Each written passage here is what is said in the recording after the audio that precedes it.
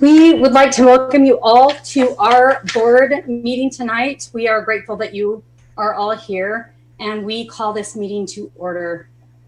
Mrs. Richardson, can we have a roll call, please?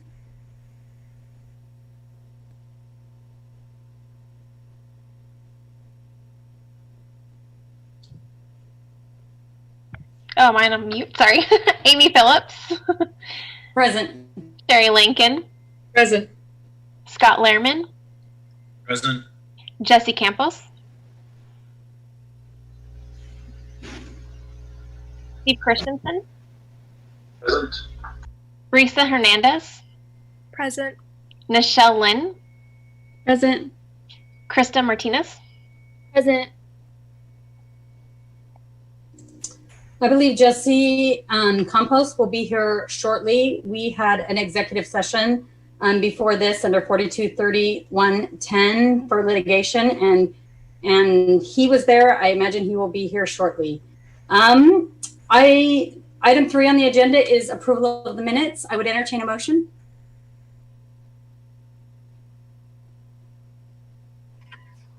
I move to approve the regular board meeting minutes from October 13th, 2020. Second. I have a motion and a second to approve the regular meeting minutes of October 13th, 2020. Can I have a roll call or a roll call vote, please? Mr. Christensen. Yes. Ms. Lincoln. Yes. Ms. Phillips. Yes. Mr. Lehrman. Yes. Next item on the agenda is the agenda review. We'll turn the time over to Superintendent Whitney for that. There are no additions or changes to the agenda. I would also like to call the attention to our executive session under 423110(1)(I) for litigation. Thank you. Thank you. The next thing on our agenda is our public comments. There's lots of public comments today, so I hope you're patient with us all.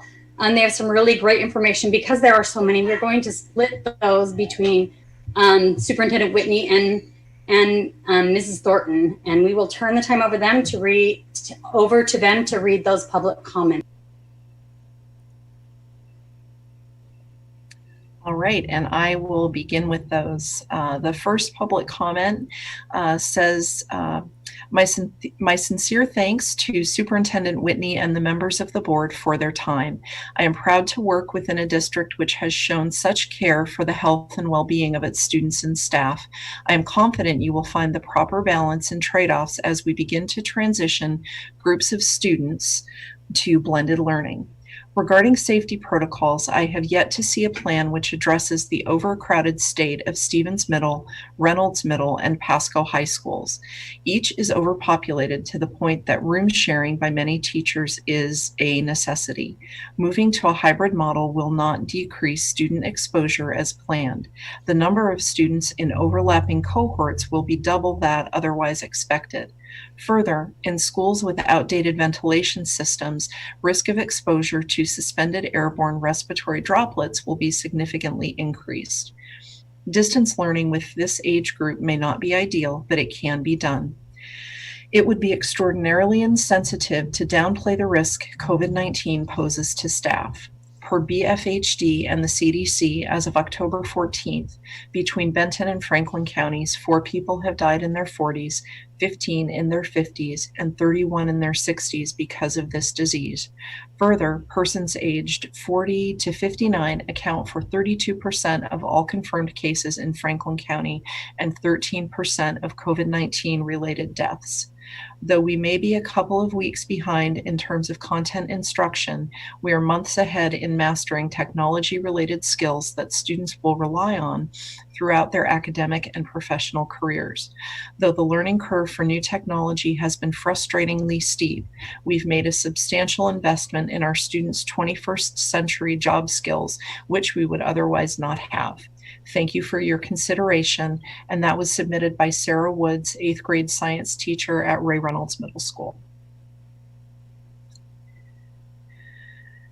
The next comment says, "Hi, Ms. Whitney. Please read my letter in the next school board meeting. I urge and plead with you to call a special meeting next week to decide on the date to fully open up our schools for in-person learning.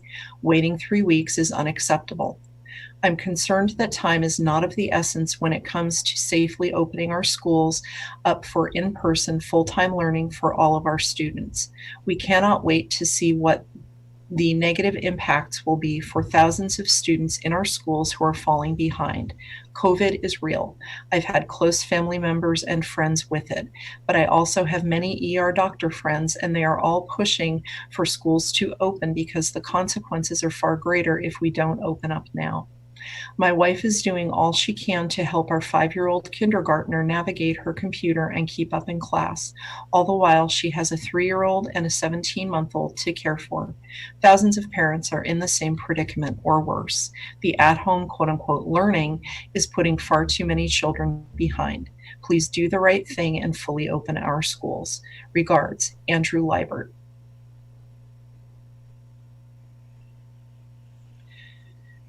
Ms. Whitney, first of all, we would like to thank you, your administration, and the school board for your diligent efforts to keep our children and families safe during this pandemic.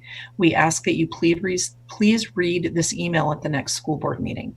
The purpose of this email is to advocate sending students back to school immediately. We personally have 5 students in our home from kindergarten to 10th grade, and each of them is struggling in different ways. Specifically, our kindergartner, despite having a fantastic teacher, struggles to receive all the attention required for a student his age. His mother, Candace, spends 4 to 5 hours a day at his side, helping him through all of this coursework, which is a great burden to our family, as she is unable to attend to the other kids, manage a busy household, and run a small business. Our 3rd grader, who is in the Spectrum program and who has previously achieved high grades and test scores, now struggles to finish even the simplest daily homework assignments. We try to help him as much as we can, but our time and energy is limited. Furthermore, his personality requires oversight from an academic professional other than mom and dad. Our other 3 children struggle with maintaining focus, staying on track with daily assignments, and not having daily interactions with peers and teachers. Our children have cousins living in the North Franklin and Royal school districts in Washington, and in various school districts in Utah and Texas who have attended in-person school for several weeks or months, and their experience has been very positive. The kids are happy to go to school, even if they have to wear a mask. In short, we understand that there are risks with sending kids back to school. However, with the appropriate protective measures, we feel that the benefits greatly outweigh the risks. Sending students back to school will alleviate unnecessary burdens on families, especially for single-parent households and households where both parents work. It will also provide a better learning environment for students as well as set them up for long-term success. We appreciate your attention to this letter and ask that you expedite any meetings necessary to discuss sending students back to school. Sincerely, Cody and Candace Fielding. Dear Ms. Whitney and Pasco School Board members, please read this at your next board meeting. I write this letter as a concerned parent of students in Pasco School District. I appreciate all the hard work that each teacher and administrator has done during these unusual times. I was alarmed, however, to learn that PSD would not start planning until October 27th. Why are we waiting? Kennewick and Richland already have plans established. It is embarrassing for PSD. Our students are struggling. My 2nd grader has 1 hour on Zoom and 1 hour of assignments each day. His learning potential is not being met, and I feel like he is backtracking. I understand that COVID-19 is a danger to some, but I am fully convinced it is not as big of a danger as keeping our children at home. They need to be back at school every day. If it must just be for a half day, so be it. But 2 mornings every week is not going to help the situation. Please, let's make a plan now so we can get these kids back. Thanks for all you do. Sincerely, Kelsey Barber. Hello, Michelle. I know you're in a tough spot, and I'm grateful for the work you're doing. Please know that this email comes from a place of kindness and a hope for a solution that will work for everyone.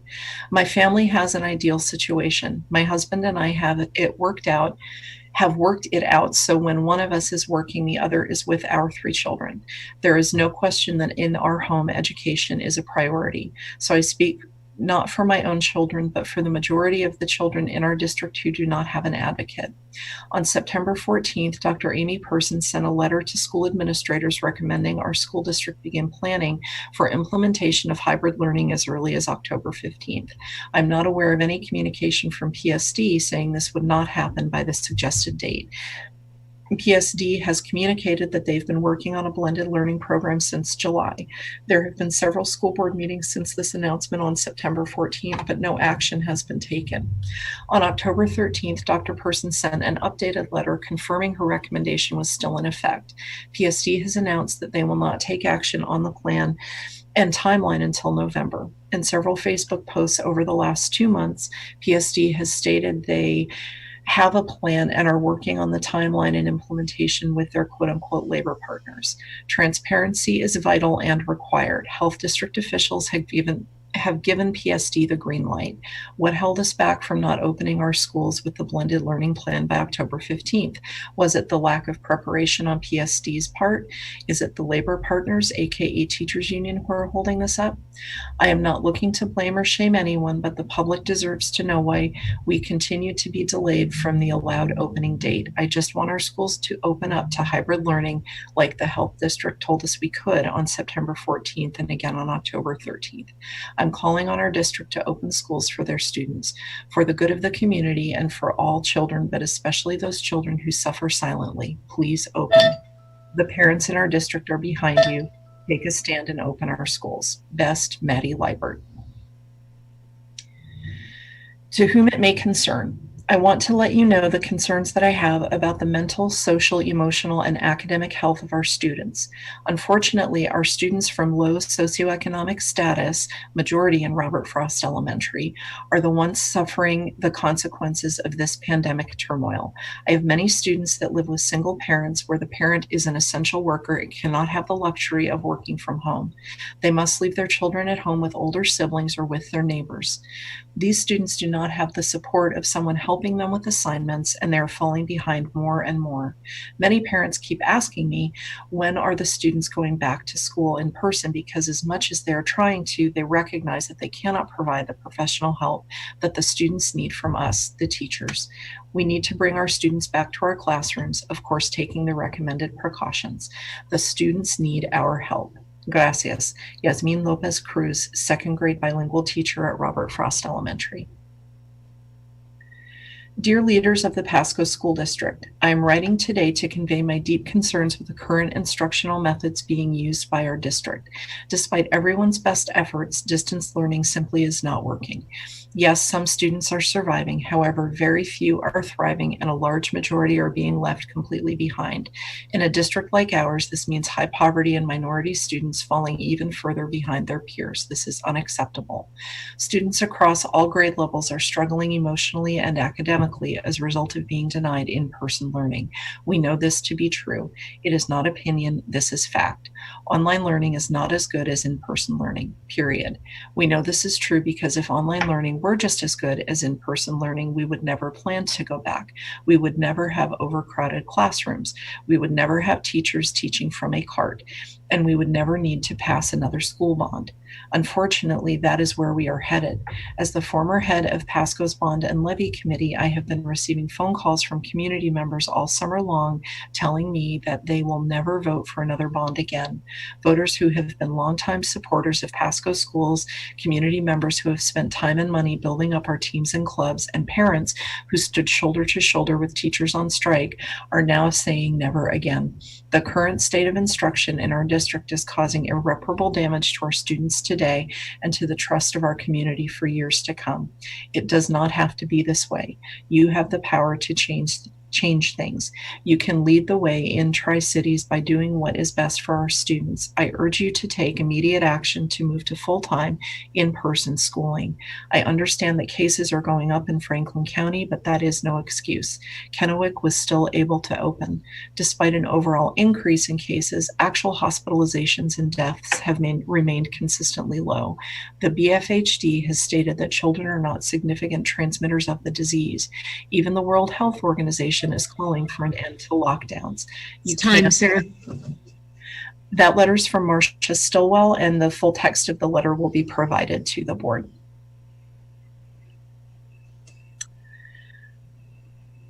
On the survey, I was in favor of a AA/BB, but I was unaware that would be 2 half-days due to the lunch limitation. If that is the option, then I would prefer 4 half-days. I am in favor of more in-person time. My child needs it. Thank you, Courtney Emanuelson.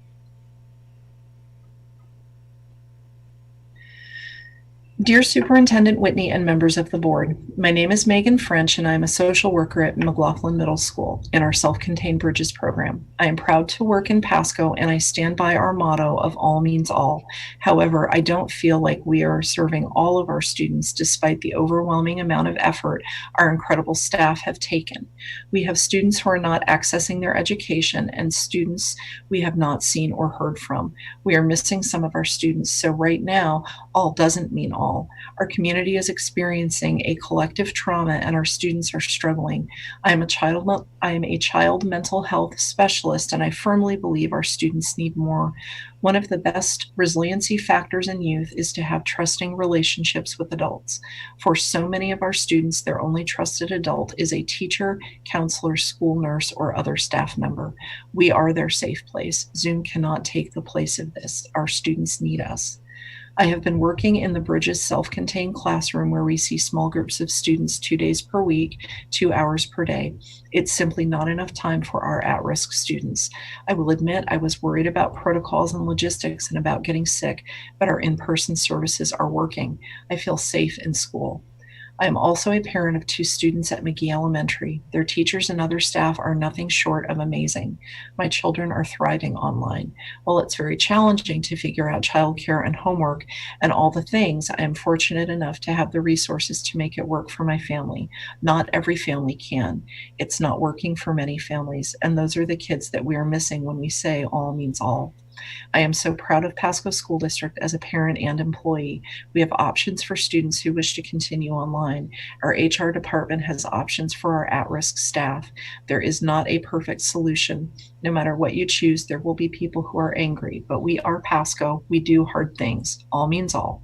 Please vote to bringing all students back into the classroom. Megan French, McLaughlin Middle School.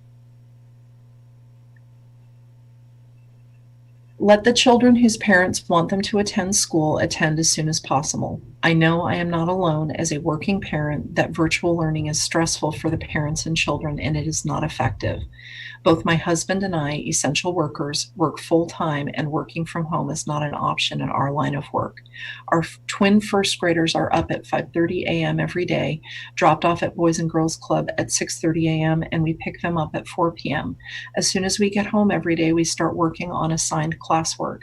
Our first graders are doing schoolwork from 4:30 p.m. to 7:30 every night with a small dinner break. This does not even account for their time to do their specials, PE, art, music, etc. Some of the days they do not have time to do their time in the app-based learning, Raz Kids, Dreambox, ABCYA, that is assigned. I'm thankful for Boys and Girls Club. They do what they can to help.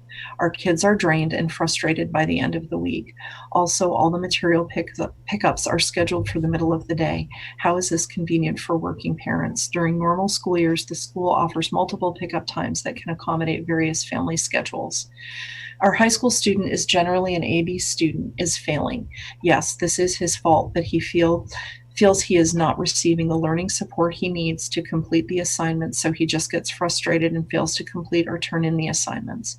If parents do not feel that it is safe to send their kids to school, great, that is fine, but let the kids attend whose parents want them to. In order to make the appropriate changes to begin for phasing teachers and students back into the classroom, you should begin with making teachers teach their classes from their classroom at the school they teach at daily. Report to work like normal, like everyone else. What is the worry? No students are attending at this point. As for the teachers that don't feel safe returning to school, take a leave of absence or quit. I sure hope that they are only using curbside pickups, delivery services, and virtual appointment for all their needs. But it is a good thing that all those other essential personnel reported to work so we can have things. Thank you for your time. Sir. And that was from Crystal Antonioli. Again, the full text of the letter will be presented to the board. Dear school board members and Superintendent Whitney, while I continue to be concerned about matters of health and safety as we discuss transition to a hybrid model of in-person learning, my greater concern is for academic fidelity. As a parent, I am concerned my children will have less contact with their teachers and the routine that has been established will be disrupted. As an educator privileged to work in the district, in addition to being a parent of students within the same district, I am also concerned about my contact time with students.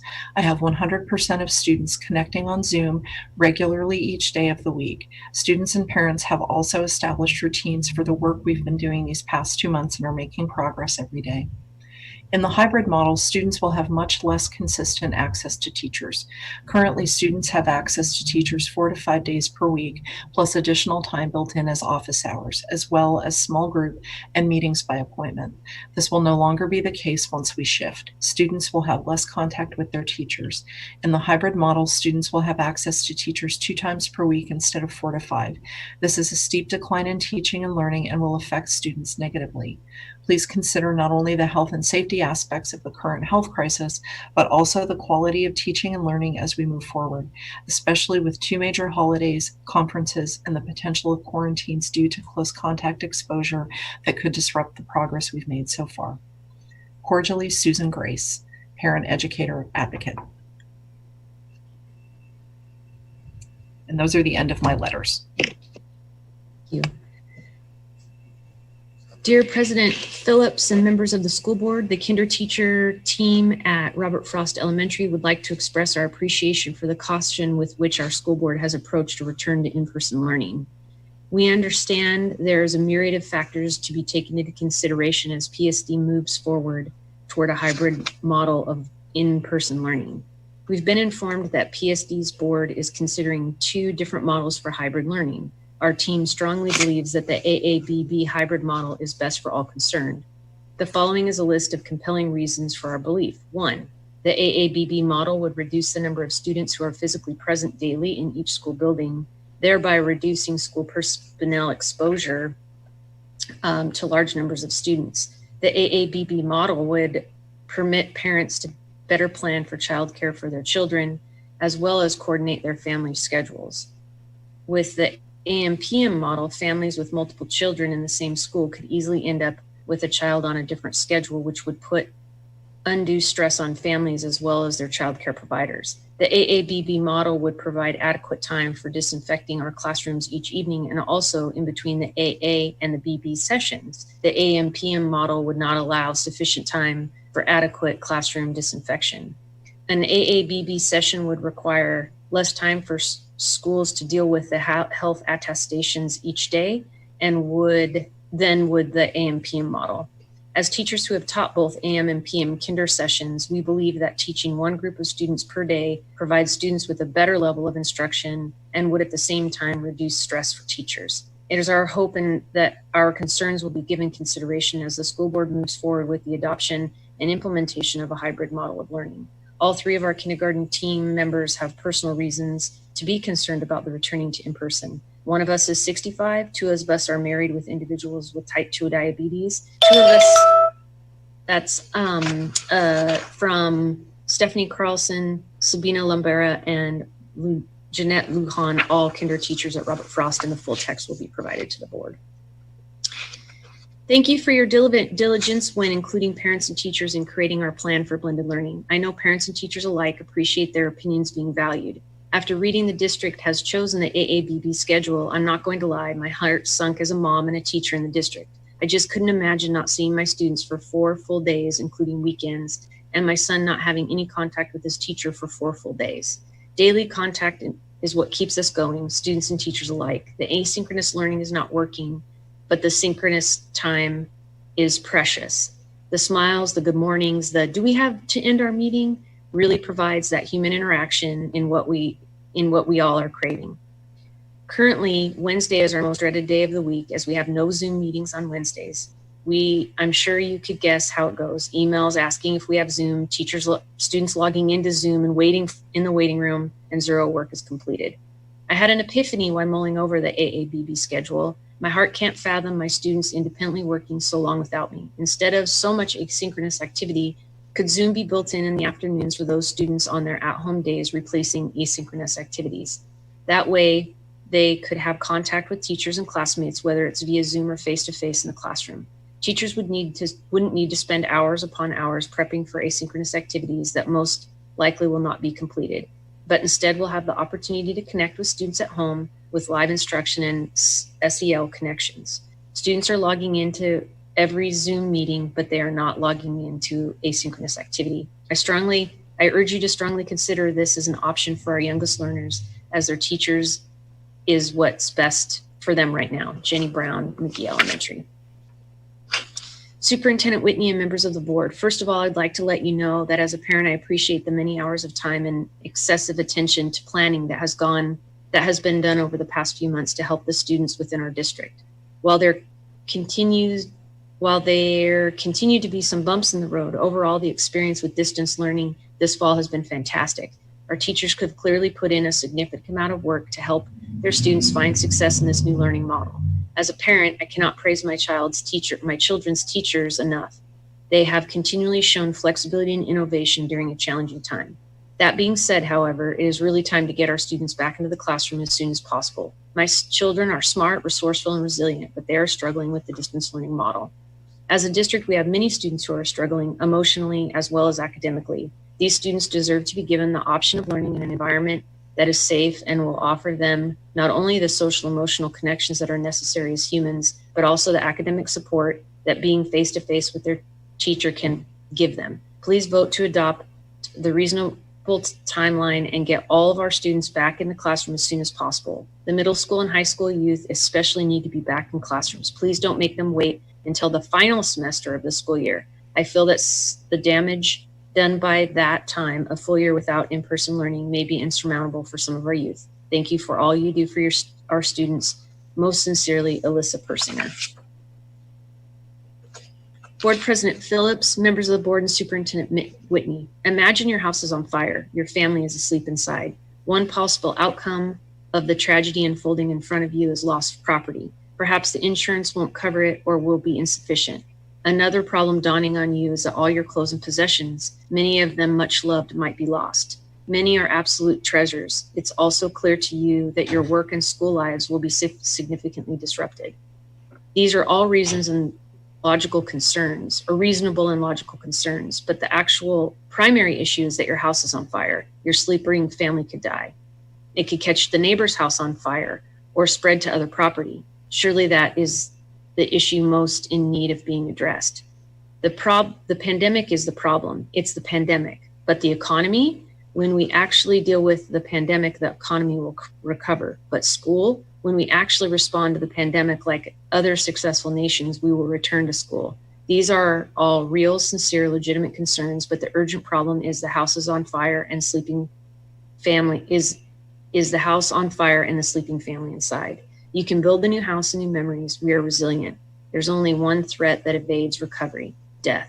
Your choice is not an easy one, and there will be strident voices on each side, but only one option puts people in more imminent danger. Social emotional health and economic health are absolutely important, but less essential than physical health. The situation requires people who can rise above the clamor with cool heads, make prudent decisions. Let's focus on the pandemic, rekindling in our community, and delay transition to returning children and teachers to classrooms until the fire is, at the very least, more under control. Dawn Wright, CHS.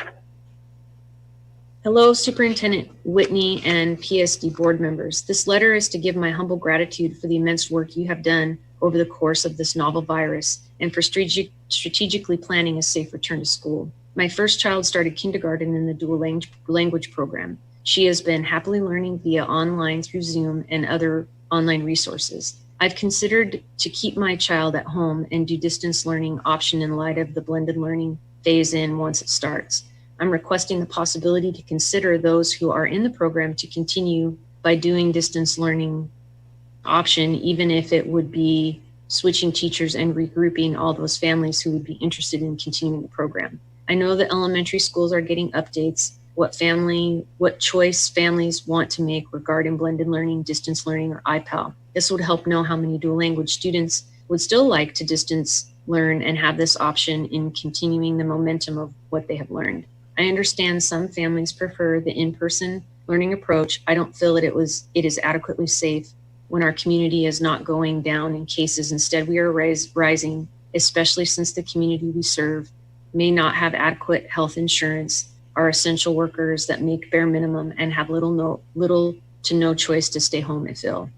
These are the parents of the majority of Pasco students who need to know and be sure we are inclusive, as many may not know much of technology, as surveys have been sent via text or website, and some may not know how to read or comprehend what exactly our options are. Also, when states began in person, such as New York, who have had to close down in just a few weeks, as well as Ellensburg, who within a week of classes, they had to shut down for a couple weeks to begin doing contact tracing. I know you all are doing... Mrs. Whitney, that's time. This is from Maria, and Maria Zapeta, and the full text will be provided.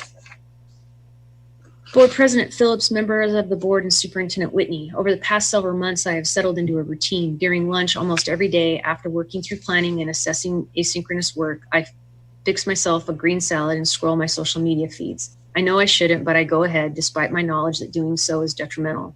During this new routine, I've noticed a pattern of some of the same loudest, rather irrational voices clamoring for their children to be back in school. I have a unique perspective of having their children in class, and I can assure you these particular loudmouths have children who are handling my class quite well, despite the narrative they would have us believe.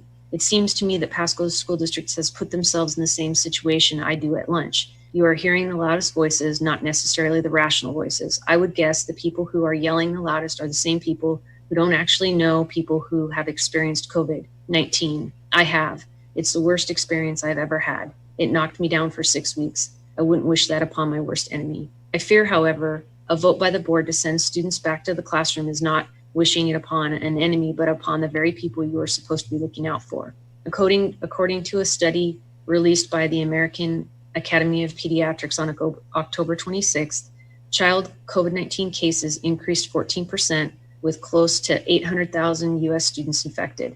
That's a 14% increase in the last 2 weeks, marking 11% of the total nationwide cases. This is predominantly children from underprivileged and poor families, a significant number of which attend Pasco schools. So those voices I mentioned earlier, they don't fit that demographic. They just want their kids to go play with their friends. You and I know that hybrid learning won't allow for that. Hybrid learning will be the most sterile environment. It will not be business as usual. In fact, it will be children at more risk. It will be teachers at more risk. It will be children who in many, many Pasco homes will take that risk home to parents, grandparents, aunts, and uncles. So you have a choice. You can choose the course that is detrimental. You can listen to the loudest voice. You can cave to the pressures. Is that time, Sarah? That was time. This is by Guy Smurthwaite, PSD parent and teacher, and the full text is provided to the board. Dear Superintendent Whitney, members of the school board, I wrote you all last night and then I couldn't sleep. All I could think about was our Latino community and what this virus has done to them. More specifically, when we look at how the virus has impacted our Latino community members who have not had the privilege of working from home, you have the moral imperative to answer to them as much as we answer to anyone else. Below is a graph that represents both updated counts in Benton and Franklin counties as of yesterday, along with a graph that clearly shows that our Latino community has borne the brunt of this novel virus in our community. I have taught high school English for the Pasco School District for 18 years. I also have 3 children of my own who attend my Angelo. My passion and commitment to this community is fierce. There is a pattern, though, that I have watched our district fall into over the last 18 years, a pattern that can be seen across the nation. And that pattern is that school districts cater to the privileged, to those with resources, and quite frankly, to the white community and their children. The loudest voices have always been the most privileged ones. It's how it always works in schools. And since we are so segregated, these privileged people still walk around saying that they never met anyone with COVID, or they say people die every day, everywhere. When Latinos are getting sick and dying at a disproportionate rate compared to any other subgroup of people, and when 68% of our own population is Latino, then we choose to send kids back anyway. I have to wonder who we're answering to. If it was white children or white adults who were being impacted in this way, would we not be having this discussion? And this is why I cannot sleep at night. In my 18 years of teaching, I have unfortunately lost students to car accidents, to suicides, to drownings, and even once to domestic violence. People die every day has never been my response, and it shouldn't be yours. Sarah Smith, English teacher and EL instructional coach at Chiawana High School, and mother of Nicholas Noah and Gabriella Smith, proud Maya Angelou explorers.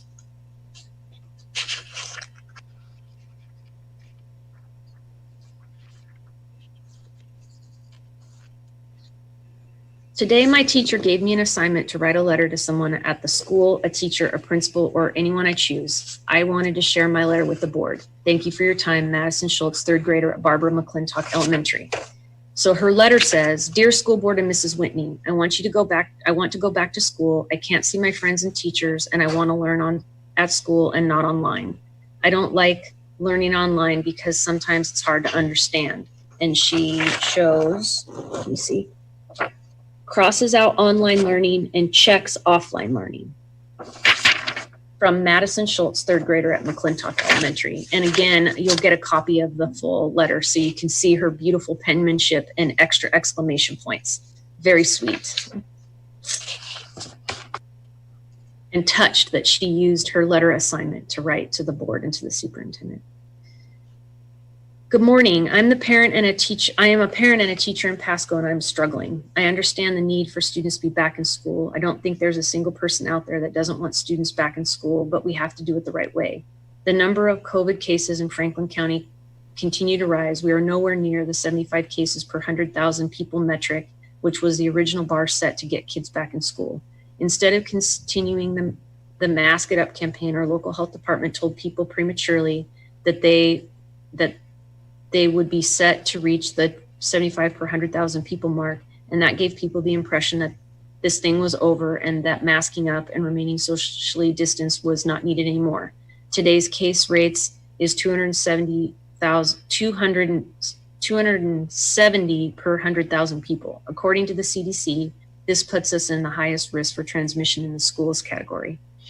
As we are heading into cold and flu season, we know that cases are on the rise. I have a couple questions. If we go into a hybrid learning situation, what is the number that would put us back to distance learning model?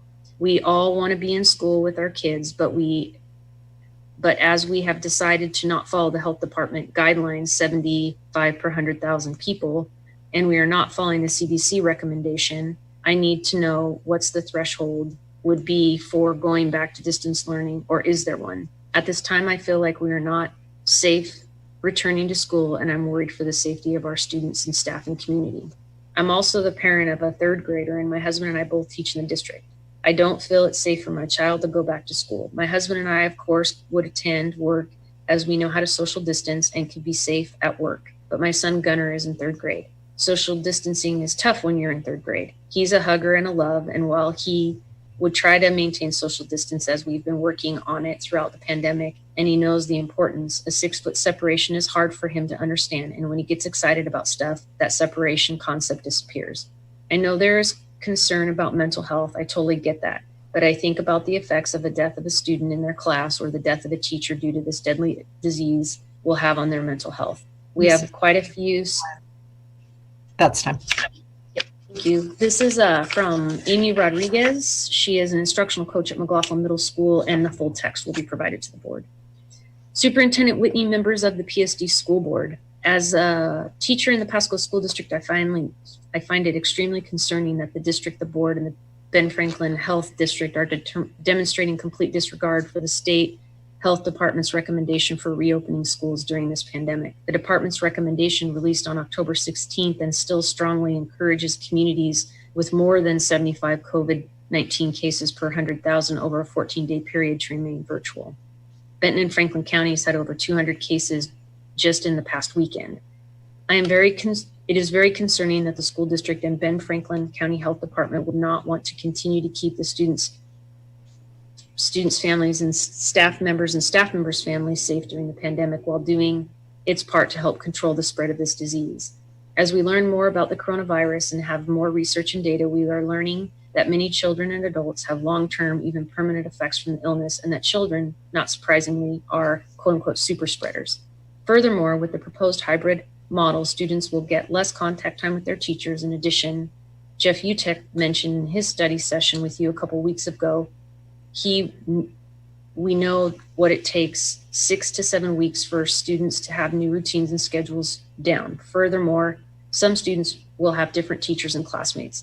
Combined with COVID cases identified in the schools, this disruption decreased teacher contact time will set students' learning back. I strongly urge the school district and board members to follow the state's guidance and use science and data instead of political pressure in making decisions regarding opening schools. Sincerely, Heather Merwell. Dear school board, this whole process of transitioning back to the classroom baffles me. Being aware of the number of cases of COVID-19 in our country, our state, and our local, the transition back into the classroom seems absurd. We're currently seeing record numbers of people catching the disease. Does it make sense to rush back to school? In regards to the school board position on this issue, I would make the following remarks. I noticed that the school board packet on 1013 omitted the following slide from risk management. The Washington State Risk Management clearly states the current data shows case numbers in Franklin County that are well above the state's benchmark for safely opening and in-person instruction. Therefore, in the interest of protecting student, staff, and community safety, we recommend not reopening or expanding in-person instruction until COVID-19 numbers in Franklin County fall within an acceptable range.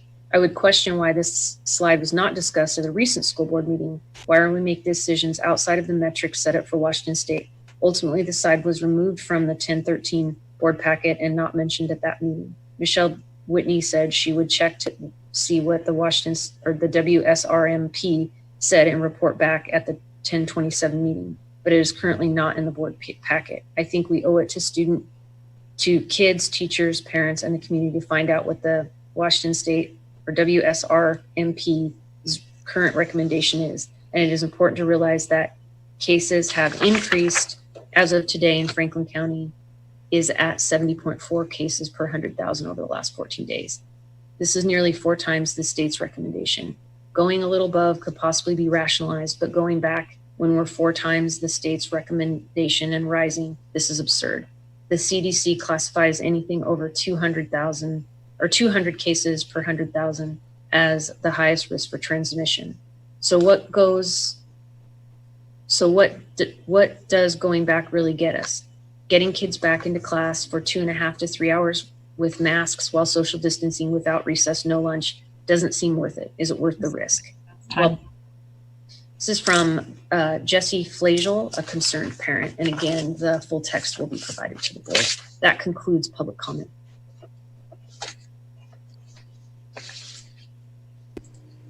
Thank you. Thank you for reading those, and thank you for all of the parents and teachers and community members that have sent in those opinions. We value your opinions and we are grateful for them.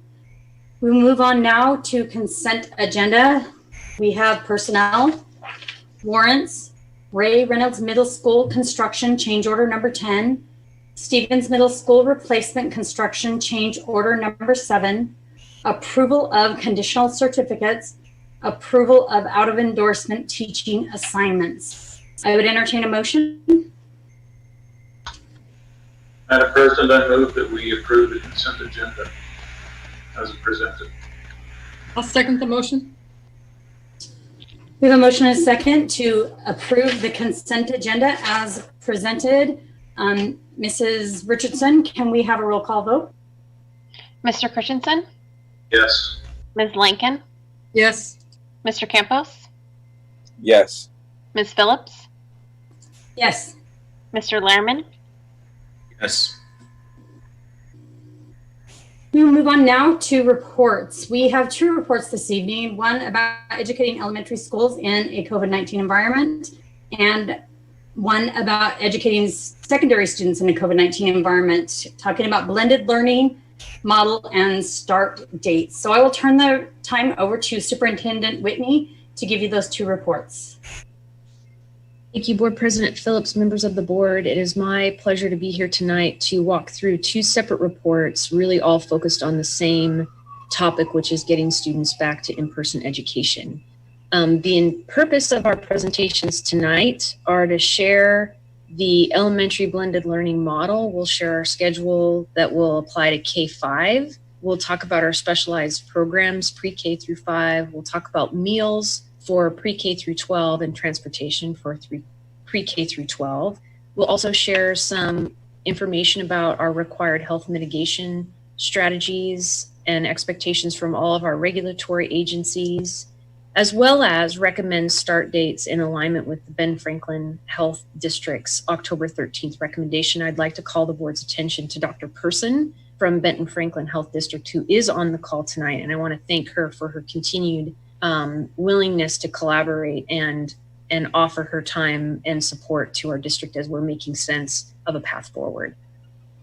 As a board, you'll have a couple of different options for taking action. You could call a special meeting. We would recommend that be scheduled for Monday, November 2nd, as Tuesday is election day. So we would recommend that you avoid that night, and we would recommend the Monday the 2nd. Or should the board wish to take action tonight, it would just require a motion from the board and a vote to move it from reports to action items. So you'll have a couple options how you'll want to move forward tonight. Our non-purpose for tonight's presentation is to request action on the elementary blended learning model. The board has previously approved this model as part of the reopening plan, and you approved that in August of 2020. So there's no requirement for you to take action on the actual blended learning plan tonight. So I'm going to start off our presentation by walking through our blended learning model and starting with a conversation around the AABB schedule. The AABB schedule was identified as the schedule of focus through collaborator meetings, focus groups, and survey data over the summer. So there was a comprehensive effort that went into identifying the model of AABB.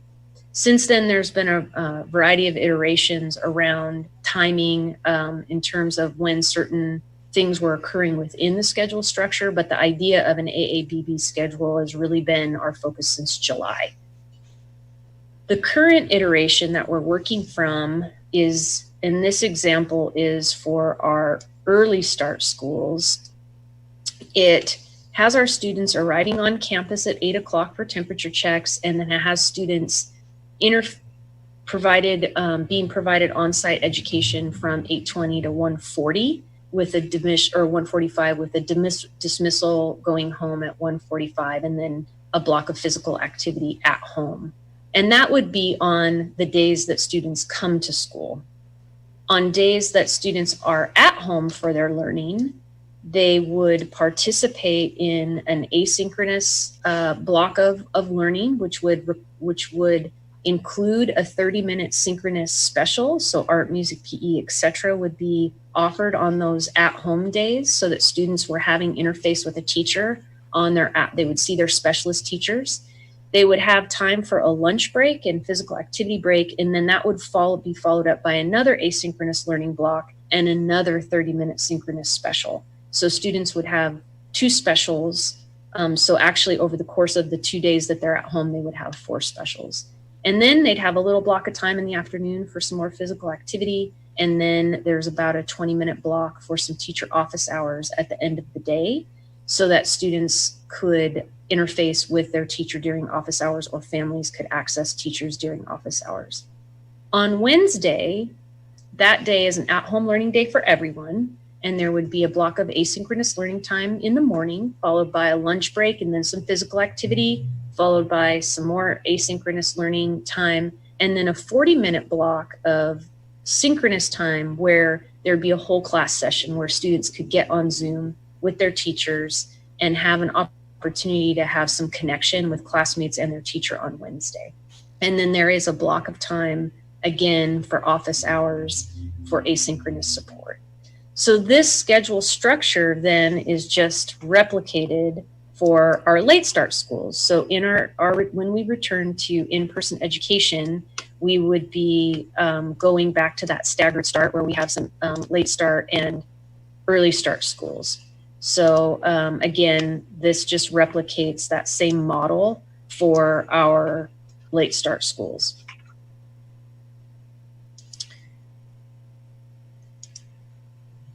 Sorry, I got click happy, I think.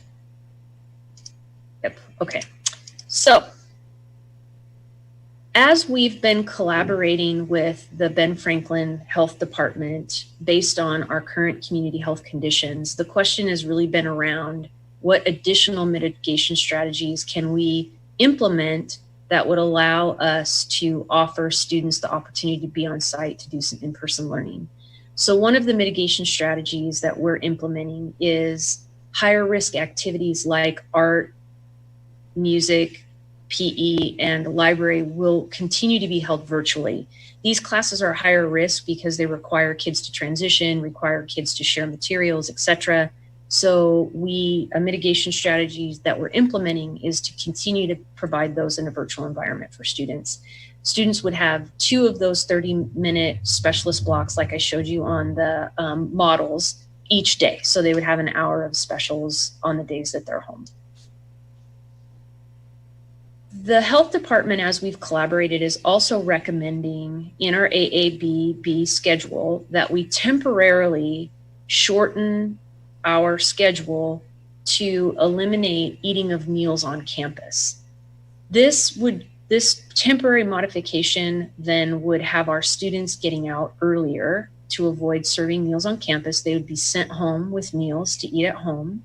So students temporarily would be leaving campus at 11:20 for early schools and noon for late schools. Again, those meals would be provided via grab and go format, and eating on site would be added back to the schedule as our community health condition improved. And Dr. Persons is on the call, and as when we get into discussion with the board, certainly she can answer some questions. But as she and I have talked about that, we would be monitoring that closely and be watching for the right timing to add that back in to our schedule. So based on the need to modify, you see this chart shows that the modification. So students would again report the same time, but they would be dismissed around 11:20, travel home for that lunch break, do some asynchronous learning in the afternoon, and have some office hours to be able to check in with teachers. They again have the same Wednesday, and the days when they're at home learning are the same, but we would need to modify, at least initially, our start or our schedule to allow for kids to be eating a meal at home. This just shows the timing for our late start schools. So those students would arrive at 8:40, start school at 9, and then they would be dismissed by noon, traveling home with their lunch and getting some additional asynchronous learning time in the afternoon, followed by some office hours for family support. So even given the need to modify the AABB schedule initially, we're continuing to recommend the AABB schedule. And there was some deep consideration that went into this. Our middle schools and high schools will be on an AABB schedule when they open. Families are already being designated within our system so that families are on the same scheduled day. So the whole family would be reporting in-person education on an A day, for example, or a B day. If we were to move to a different schedule or in the AM PM schedule, families would be could be on different schedules, which could be problematic. The AABB day also is flexible to allow us to mitigate by shortening the day or lengthening the day, but it also may allow us to explore what it might look like to add additional days in for students over time based on need. Office hours are also built into the AABB schedule to support families who are participating in at-home learning. And given that the modification to the AABB day to not serve meals on campus is temporary, we still felt very comfortable in pushing it forward as a recommendation. Again, this AABB approach was identified through a comprehensive process of collaborator meetings, focus group meetings, and surveys over the summer. So we would really be looking for some very compelling data for us to change course at this point. We did explore an AM/PM model based on some staff and family interest. So we sent out some survey data, and I do want to highlight here a couple of caveats. One, these surveys are anonymous, so there's no way to track whether people are taking it multiple times. So that's one caveat. The bigger caveat is the survey was confusing to parents, and I really do want to apologize about that. That truly was not our intent as a district. Our intent was to launch a tool to try to communicate and gauge interest from families, but certainly given the need to modify the AABB schedule initially, I can see where that would have been very confusing for families. But what I wanted to highlight is in looking at this data, what we were really looking at, this particular data is for staff. When you look at the responses for AABB schedule, 90 of our staff said this schedule is not workable. But 160, almost 160 of them said that the AM/PM schedule is not workable for them. When you look at the parent, looking at that same data, the AABB schedule, about 500, a little under 500 families said that this schedule is not workable for them. But almost 1,200 families are saying that the AM/PM schedule is not workable. So given those factors, we are recommending that we stay the course with the AABB schedule and that we work in collaboration with our health department to determine the right time to extend and expand that schedule to include meals. Ultimately, in the long term, that full AAB schedule is going to be more workable for more families than if we were to transition to the AM/PM schedule. That is that 1,200 families or almost 1,200 families are telling us is not workable. So for the factors that I just explained and described to the board, we are continuing to recommend the AABB schedule, and we will be working in tight partnership with our local health department to determine the right timing to add meals back into our schedule. We want to make sure that we have to find that thoughtful balance of extending and expanding with that eye on as much in-person time for students as possible, but also balancing that with mitigating strategies given our current health circumstances.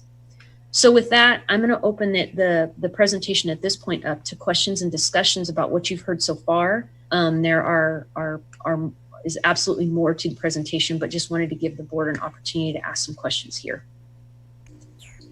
So are there any questions from the board for either Mrs. Whitney or for Dr. Persons? So I have a question on the on the schedule. So every day, both morning and afternoon, for those who are learning at home on the AABB schedule, there are specials. Now, those specials, are those taught by, I'm sure, are any of those taught by the normal teacher, or are they all taught by another teacher? They'll all be taught by the regular PE, art, music specialists. So whoever the specialists are at the child's school will be those specialists. Synchronous specialist sessions will be taught by those instructors.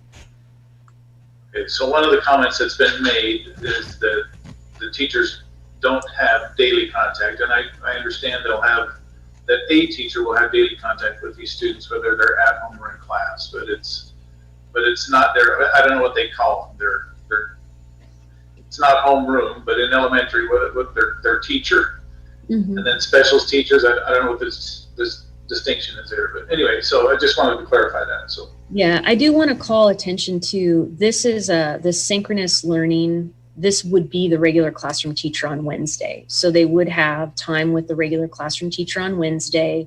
There's also these office hours that are built into the schedule to allow for access to this child's teacher for support with asynchronous. So whether it's a Zoom meeting or office hours or contact with a specialist teacher, they are getting contact with a teacher every day.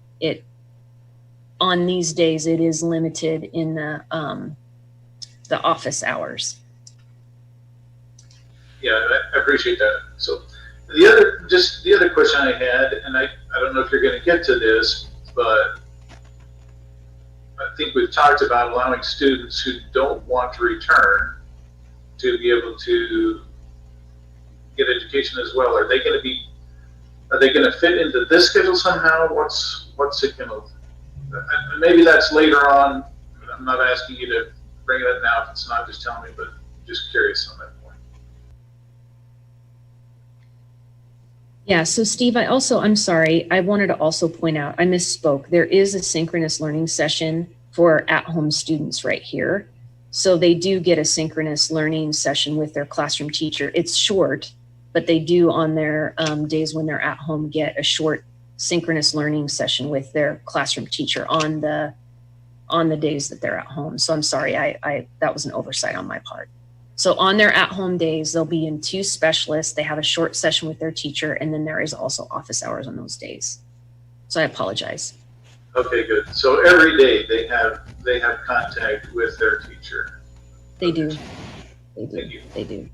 We've looked at many iterations of these schedules, and so again, I apologize for the oversight. I did not answer your question. I apologize. What was your follow-up question? So the second question was, so there, I believe we talked about an option for students to remain at home. They don't feel comfortable coming back to school. Do they fit into this schedule? And I know there's some discussion later on about students remaining at home, but I'm not necessarily asking you to bring it up now if it's going to be brought up later, but I'm just curious. Yeah, so I'm going to have my friend Jenny get on deck here to try to help me through this a little bit. So any of the instructional blocks that are designated for synchronous learning or support for asynchronous learning, all of those blocks of time that happen on a computer are for the students that, so like if I'm a student who I'm not going to come on site, any of the blocks of time that are in this schedule, I'm going to be participating in those. The only thing I would not be participating in is the time that that teachers are teaching the kids that are in person. So we're working through details about what that will look like for students. We're working through that process with our labor partners. But the most straightforward piece is anywhere in here where it says asynchronous learning or a synchronous whole session or the synchronous specials or office hours. If I was a person or a child that was at home learning only, those are all areas that I would be participating in. Jenny, is there anything you would add there? No, you did a great job explaining it, Michelle. There's a lot of moving parts on these schedules. Yes.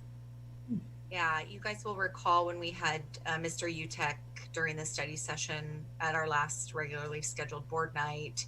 He talked about the learning loop and really thinking about how kids are continuing to learn during those asynchronous sessions. They're checking in with teachers synchronously via Zoom. We just have pieces that we can continue to do in person. It's like an extra silver lining for that time we get to have kids in person. But a student who, for whatever reason, is not able to participate in that in-person support time, that in-person session, they still really have access to the learning that's happening for that course through all of the asynchronous learning sessions and the support sessions that are happening synchronously.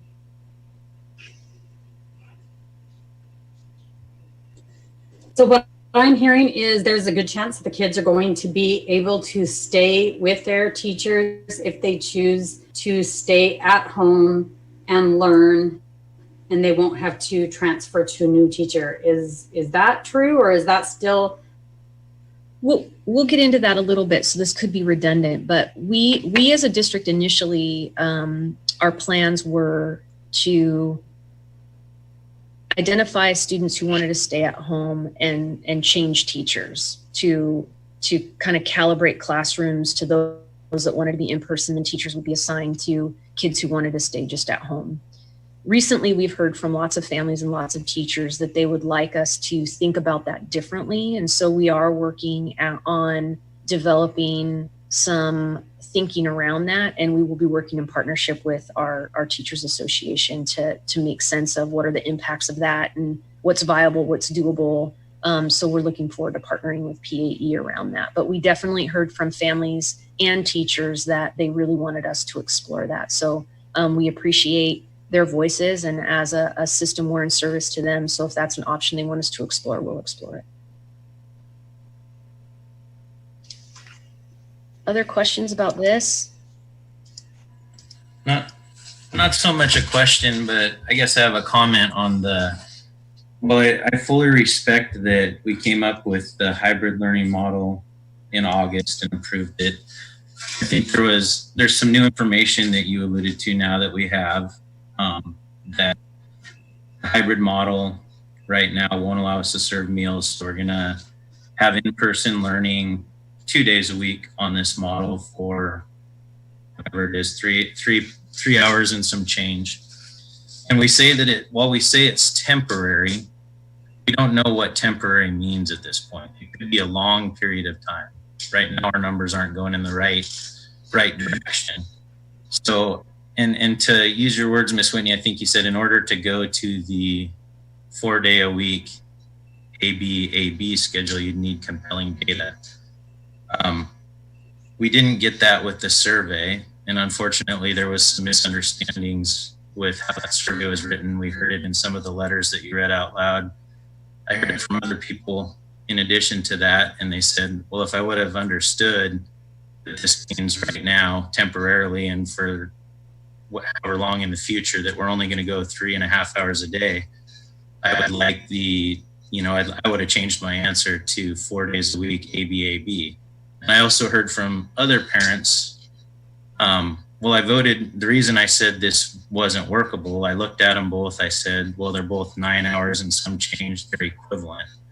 And so with the new information that we have, they're not necessarily equivalent. And then I heard from other parents that said, I saw the AB schedule and I have multiple kids in a school and I was worried that they would get on different schedules.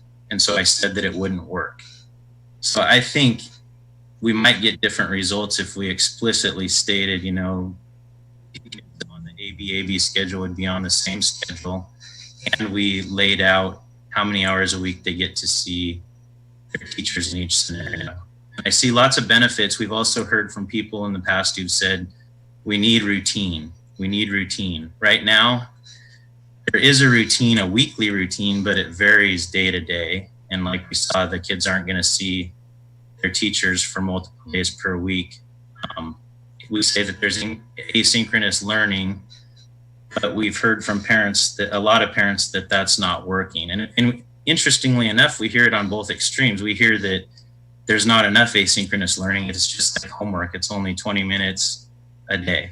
And we hear from other parents, my kids' asynchronous learning is swamping them. They're on it. They're stressed out about it. It's taking them 6 hours a day to do their asynchronous learning. So while I understand what Mr. Utek says and what a lot of educational experts say about asynchronous learning, it feels like we're not quite there with the efficiencies there. And so I think in order to get compelling data, if you needed another survey, I'd like to see another survey taken. Because I do see benefits with that AB schedule in having a routine schedule as well. Kids can go in the morning, pick up their lunch when they're done, go home, and they have their special and their few hours of asynchronous learning. Kids in the afternoon have the opposite schedule, but there's a given schedule there. There's routine for parents. We're guaranteed 2+ hours of in-person education every day. And we're not saying temporarily, we're not wasting time with transitions between lunch and recess in the future when we're allowed to do that. So I guess I'd like to see another survey written, if that's what the district needs, is compelling data in order to change. Scott, would you want another survey given if it pushes things back another week or two? I believe we need to open as soon as we can for in-person learning safely. But I also believe that there's a lot of benefits, and I'm just one person again, but from what I've seen and heard and a lot of the letters we've gotten, there's a good number of people that would rather see that other model. So I don't really want to push it back. I don't know how long a survey would take, and if it would require pushing back whatever date we choose to open, but I believe there's a lot of benefits to that ABAB schedule. So I do want to jump in here about a survey. So I serve at the pleasure of a 5-member board. Should you vote tonight to direct us to implement another survey as a staff, we would do that. Where we fell short as a district on the survey is we were being responsive to people who asked us to look into that AM PM schedule, and we really didn't have enough time to do right by that survey. So if we want to do another survey, it would likely push back our recommended dates. I don't feel like we could turn a high quality survey around, educate people. I feel like if we tried to turn a survey around as quickly as we would need to make a start day of November 9th happen, we would be bringing you a survey back with people who had similar concerns and confusion around the survey. So we would need some time to be able to do that and do it differently than we did it this time. Again, I think the thing that, and I'll be honest, I was all for another survey. What really swayed me though is 1,100 or 1,200 parents who said it's not workable versus 500 parents. You know, that is a significant number of parents that would need to sway from it not being workable to being workable in order for the AM PM to work. I think the other piece that was compelling for me around maintaining the support for the AABB day is my conversations with Dr. Person that, you know, really we could be looking at expanding the schedule in as short as 3 weeks. You know, give us time to get kids back on campus. You know, if our data stays kind of where it is now, but we're being successful with elementary school students, we could be looking at it as short as 3 weeks to get kids in the schedule that would be most workable for most families. So again, I'm open to direction from the board, and we as a district staff would move forward with whatever it is that you direct us to do. I just wanted to throw that out there that there's a likelihood that it would push back our ability to start on the 9th. I would like to comment on this simply because I know that a lot of work had gone into this summer. We had many teachers in committees that helped us develop this AABB schedule. I realize it's not going to work exactly like we intended, but I too believe that if we are successful with this, that we will be able to open this to kids at lunchtime a little bit later. I'm not willing to put off the start date of school. I also feel like while we absolutely listen to our parents and we love these surveys because we get their voice, we also take into account a great deal more than just that. And all of the other indicators point to this AABB schedule being better. The fact that there's half the amount of kids in school, so it's easier to clean and less chances of transmitting the disease. And the fact that it's more flexible, we can add more hours really easily. I think there's just a lot of reasons that we should do this. Do I think it's best for all kids? Absolutely not. Absolutely not. But right now we have to do what's best for most. And I believe this schedule is what's best for most.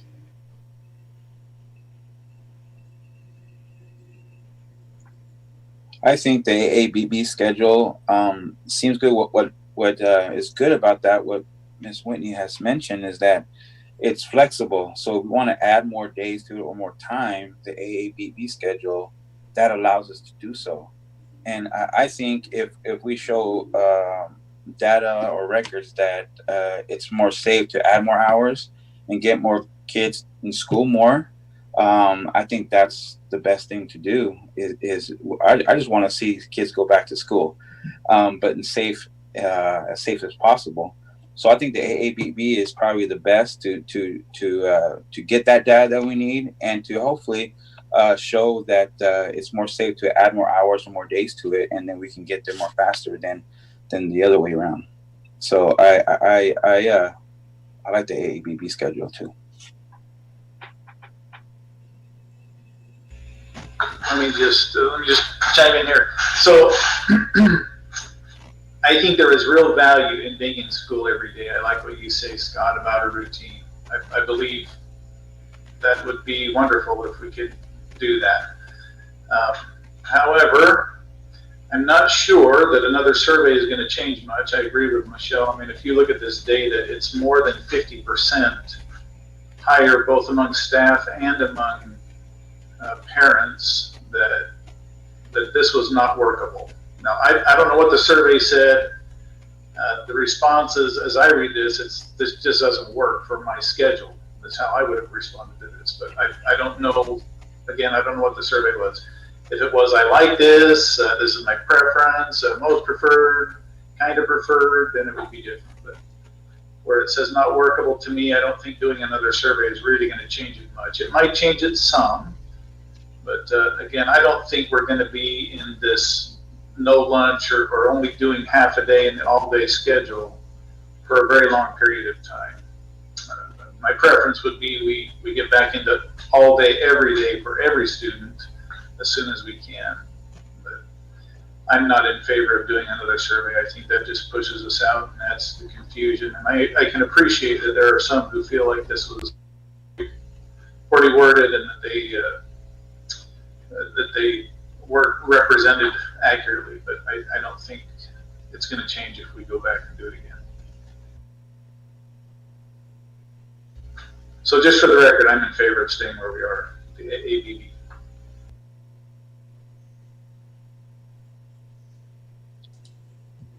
I'm not in favor of doing another survey either.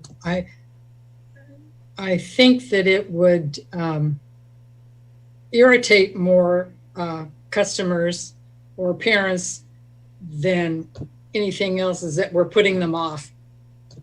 So I'm in favor of the AABB also at this point, because I'm in favor of getting our students back into school at this time.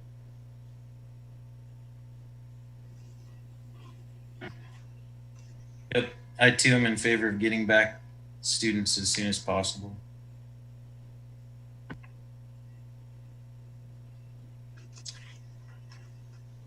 President Phillips, would you like me to move on? Yes, please.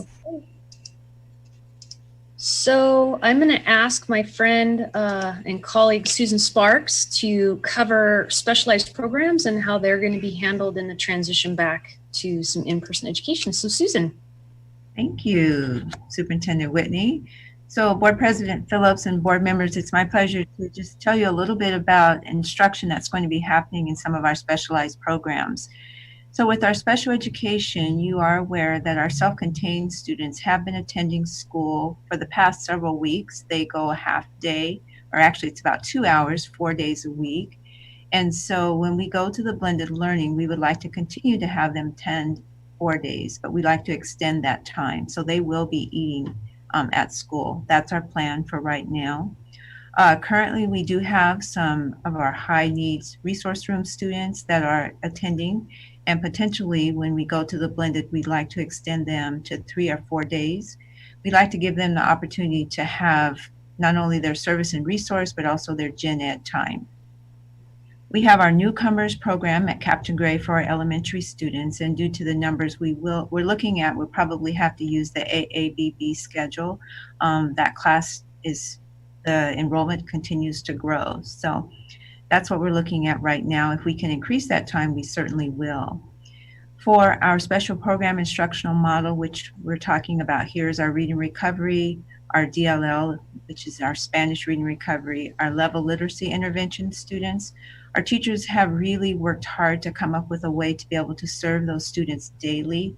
And talking with our reading recovery staff, they would also like to ask parents to bring the reading recovery students back for 2 sessions so that those students could have at least that support every single day. So I applaud the staff for that. With our two-way dual language and our highly capable programs, we are continuing to explore some flexibility for our families who would like to continue at-home learning. And we're going to be looking at that, as Superintendent Whitney said, with our labor partners and what that might look like. But there are some options there, so we will continue to explore that. It was important for the families that if they decided to stay home and they wanted to return at a later date, that they could retain their spot in the program. So if they're in two-way dual or they're in highly capable, they select to stay home. Later on, they decide they want to return, their spot will be available for them in the program. And also looking at our early learning, our pre-kindergarten kiddos, over at the Pasco Early Learning Center, our students have been back for a couple of weeks, or probably about maybe 3 to 4 weeks. They've been on a rotating schedule, and so they will continue with the blended model. Our Early Childhood Education Assistant Program, or ECAP, they have not started as of yet, but they are planning on returning. I don't have the exact date, but they're planning on having 10 students in the morning and 10 students in the PM. So they are excited about coming back and starting service back up for our littlest ones. So that's just a glimpse of our instructional models and how things will look with the blended model when we go back. We're very excited. So I was turn it over now to Assistant Superintendent Susana Reyes, who will talk to us about meal service and busing. Thank you, Superintendent Whitney. President Phillips, members of the board, I'll be providing you just a quick overview of meal service and transportation. And if we can go to the next slide, I'll move right into the meal service description. Thank you. Just as we've been doing for since school began, menu is going to continue to be varied. And when we're able to provide meals on site, they'll be grab and go also, but on site. Students will continue to receive their meals for the day and breakfast for the next day. When they're at home, they'll also be provided meals. We're going to continue delivery services out into our outlying areas as needed. We're planning on a 5-day meal distribution for this for the AABB schedule as described today with that shortened day. But we're also exploring a 7-day meal service where on Wednesday students would be able to pick up their meals for the whole week. And we would also deliver the meals for our families out in outlying areas. So we're exploring that. We think it'll work, and we'll provide more details as that develops. Next slide, transportation for pre-K through 12th grade. As shared earlier back in the summertime as we were planning for return, we will continue to ensure that all of the different safety strategies to prevent COVID infections or transmission are in place. Staff and students will be required to use face coverings. We will be assigning seats for students on the bus.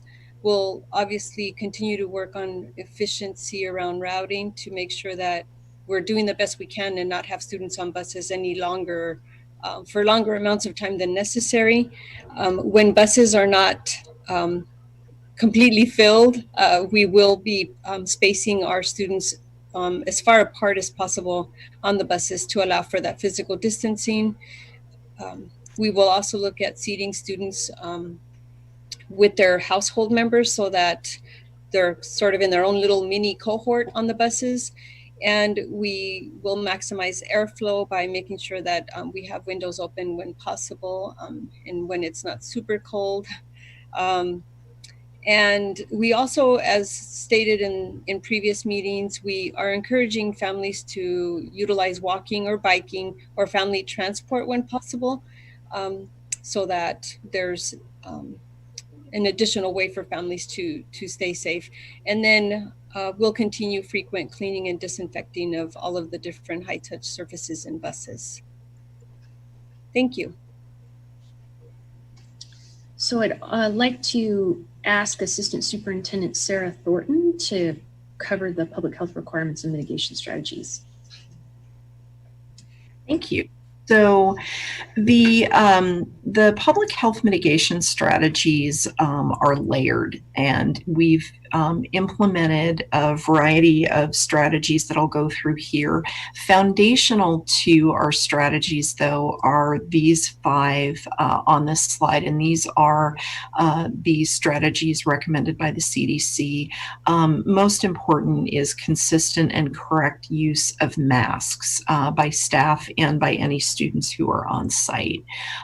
That is the strategy that is most effective at reducing transmission of airborne droplets.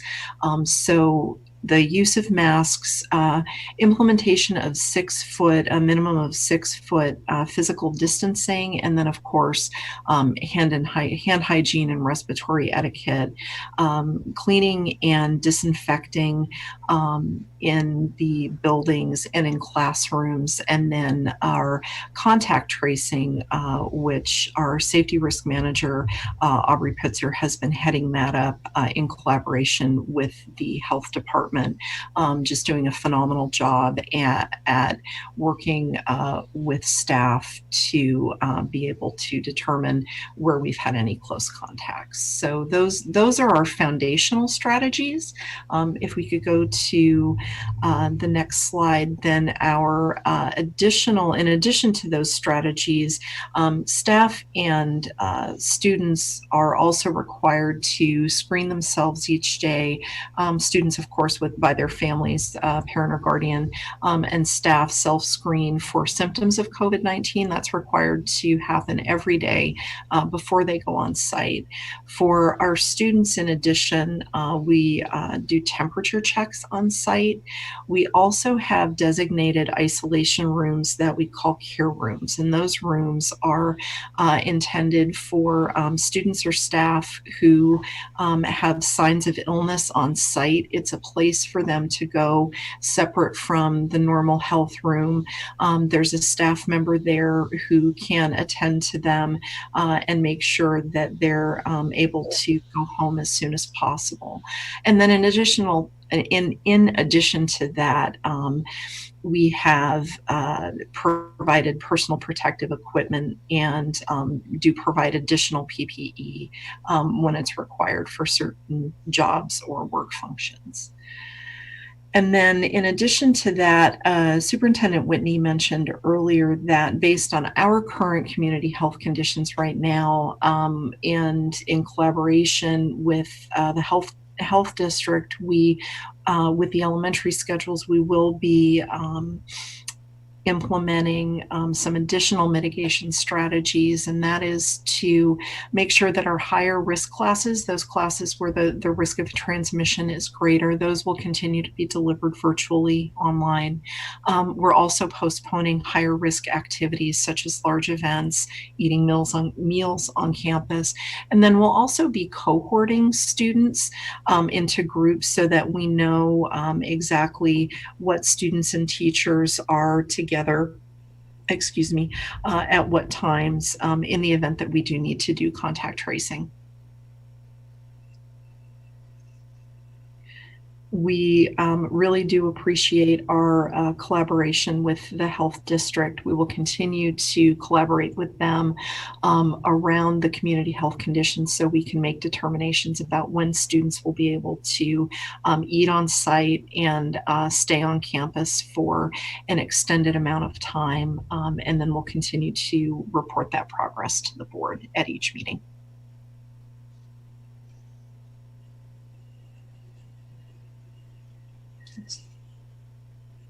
Right. And so for as far as choices for families, there was President Phillips, you asked this question a little bit earlier. Our initial reopening plan did call for all students to move into blended learning once we moved out of at-home learning 2.0 when our health guidance permitted. And as we've discussed in this meeting, many families have indicated that they just aren't comfortable yet sending their students to school. And so we want to make sure that we are meeting the needs of all of our families to the extent that we can. And so based on this feedback, we are exploring ways to allow students to be at home if that's what a family chooses, and also for students to opt to be in the classroom as well. So we're going to continue to explore those options. So again, we're just going to pause and allow questions and discussions. We'll move into after this discussion about, or a presentation about returning to school dates. But at this point, we just wanted to again allow the opportunity for questions for us about what we've presented so far.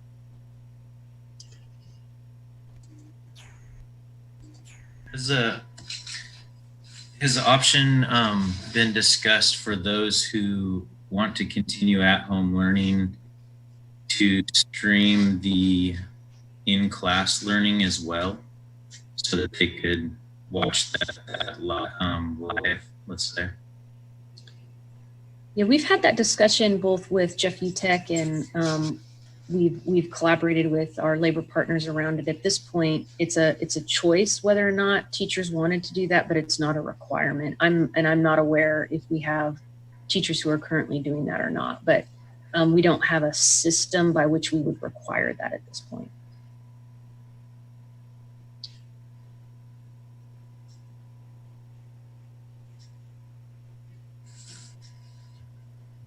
I've got a question on meals. So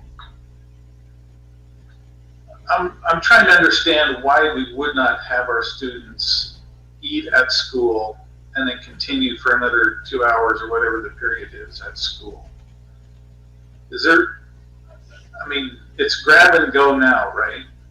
Mm-hmm. Why couldn't they grab and go back to their classroom and eat? Are we concerned that they're going to not stay at their desk and eat? I mean, I'm not trying to change the program. I'm just trying to understand why we can't eat at school. Yeah, I'm hoping Dr. Person is still here. So I'm going to wade into this a little bit and then Dr. Person can chime in. So students going back to their classroom would require that all of the students remove their masks to eat.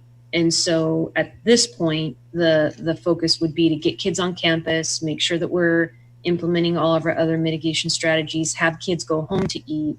And then once we're successful doing that, then bring kids in for lunches.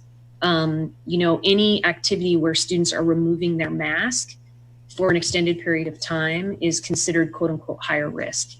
And so there's just a desire to kind of phase in kids, get them on campus, get them used to being there, get them used to social distancing, wearing masks, get all of us used to all of these protocols and processes. Once we're doing that successfully, then moving into taking on this idea of kids eating and taking their masks off for periods of time to eat at school. Again, based on our current health conditions, was the mitigation strategy that Dr. Person and I discussed. So Dr. Person, is there anything you want to add there? I think you've actually covered it very well, Superintendent Whitney. I would say this recommendation is also based on what we have learned from our other school openings, the activity where we run into the higher risk of identifying or having to name more close contacts are ones that are around meals. So the recommendation would be, with our case counts where they are, let's implement the highest level of safety strategies to begin with. And that's how we're going to be successful. That's how we've been successful in the Kennewick School District. There have been people who have showed up at school who have been infected, but because all the protocols have been followed, so there were no close contacts in the classrooms, we have not had to close classrooms. We have not had to disrupt those in-person learning experiences. And that's our goal for Pasco School District as well, is that when we get kids back in school, let's do it in a way that maximizes our success at keeping them in school and not disrupting their learning experience and reducing their risk of transmission. Well, I'm all for getting kids back in school. If we have to grab and go eat our lunch somewhere else, if that's what it takes, then that's what we'll do. I do have a concern that this could drag on for an extended period of time. Dr. Person, you mentioned with case rates where they are, I'm just wondering what would be the indicator that, okay, now it's time or safe to eat lunch at school and continue learning. And I'm not, I mean, if you don't have a good answer, I'm fine with that too. I think we need to be able to identify those things so that this doesn't go on for a long period of time. Correct. And the indicators will primarily be what is our disease activity within the schools. So that's the purpose. We start this way, presuming we will be successful so we don't see evidence of cases walking into school and then spreading throughout school. So that's generally the 2 to 3 weeks to make sure we have a long enough period that we're not seeing disease transmission within the school. What we're watching at the community level is really that our rates don't escalate. I'm not asking that our community disease rates have to necessarily go down, because the issue in schools is going to be, are we seeing disease transmission in schools? That's obviously affected by what happens in the community, but it is not entirely dependent on what happens in the community. We've seen that in Kennewick, that if you implement appropriate mitigation strategies, you don't see spread in schools. And that's what we want to see evidence of.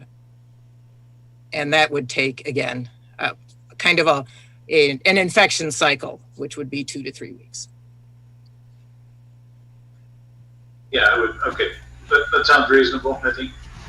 I mean, 2 to 3 weeks, that puts us 1st of December, approximately, where we could potentially be back to all-day school for these young kids. And just one other comment, I think the thing that was left out on that list of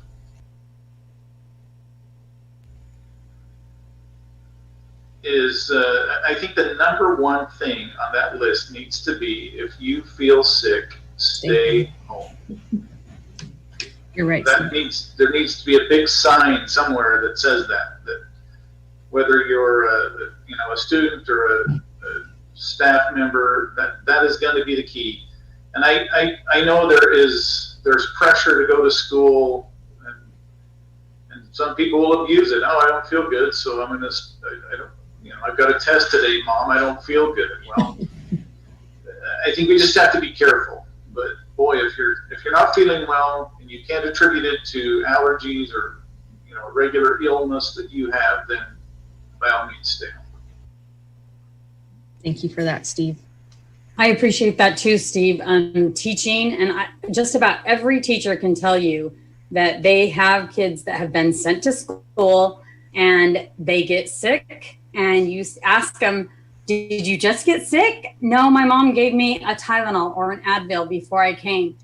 And that has to stop. I know it's hard. I know we have 2 parents working, but we can't do that anymore. We have to have families that are willing to make the sacrifice, even though it's harder for some families than others. Can't send sick kids to school. It's really imperative. So I appreciate you bringing that up.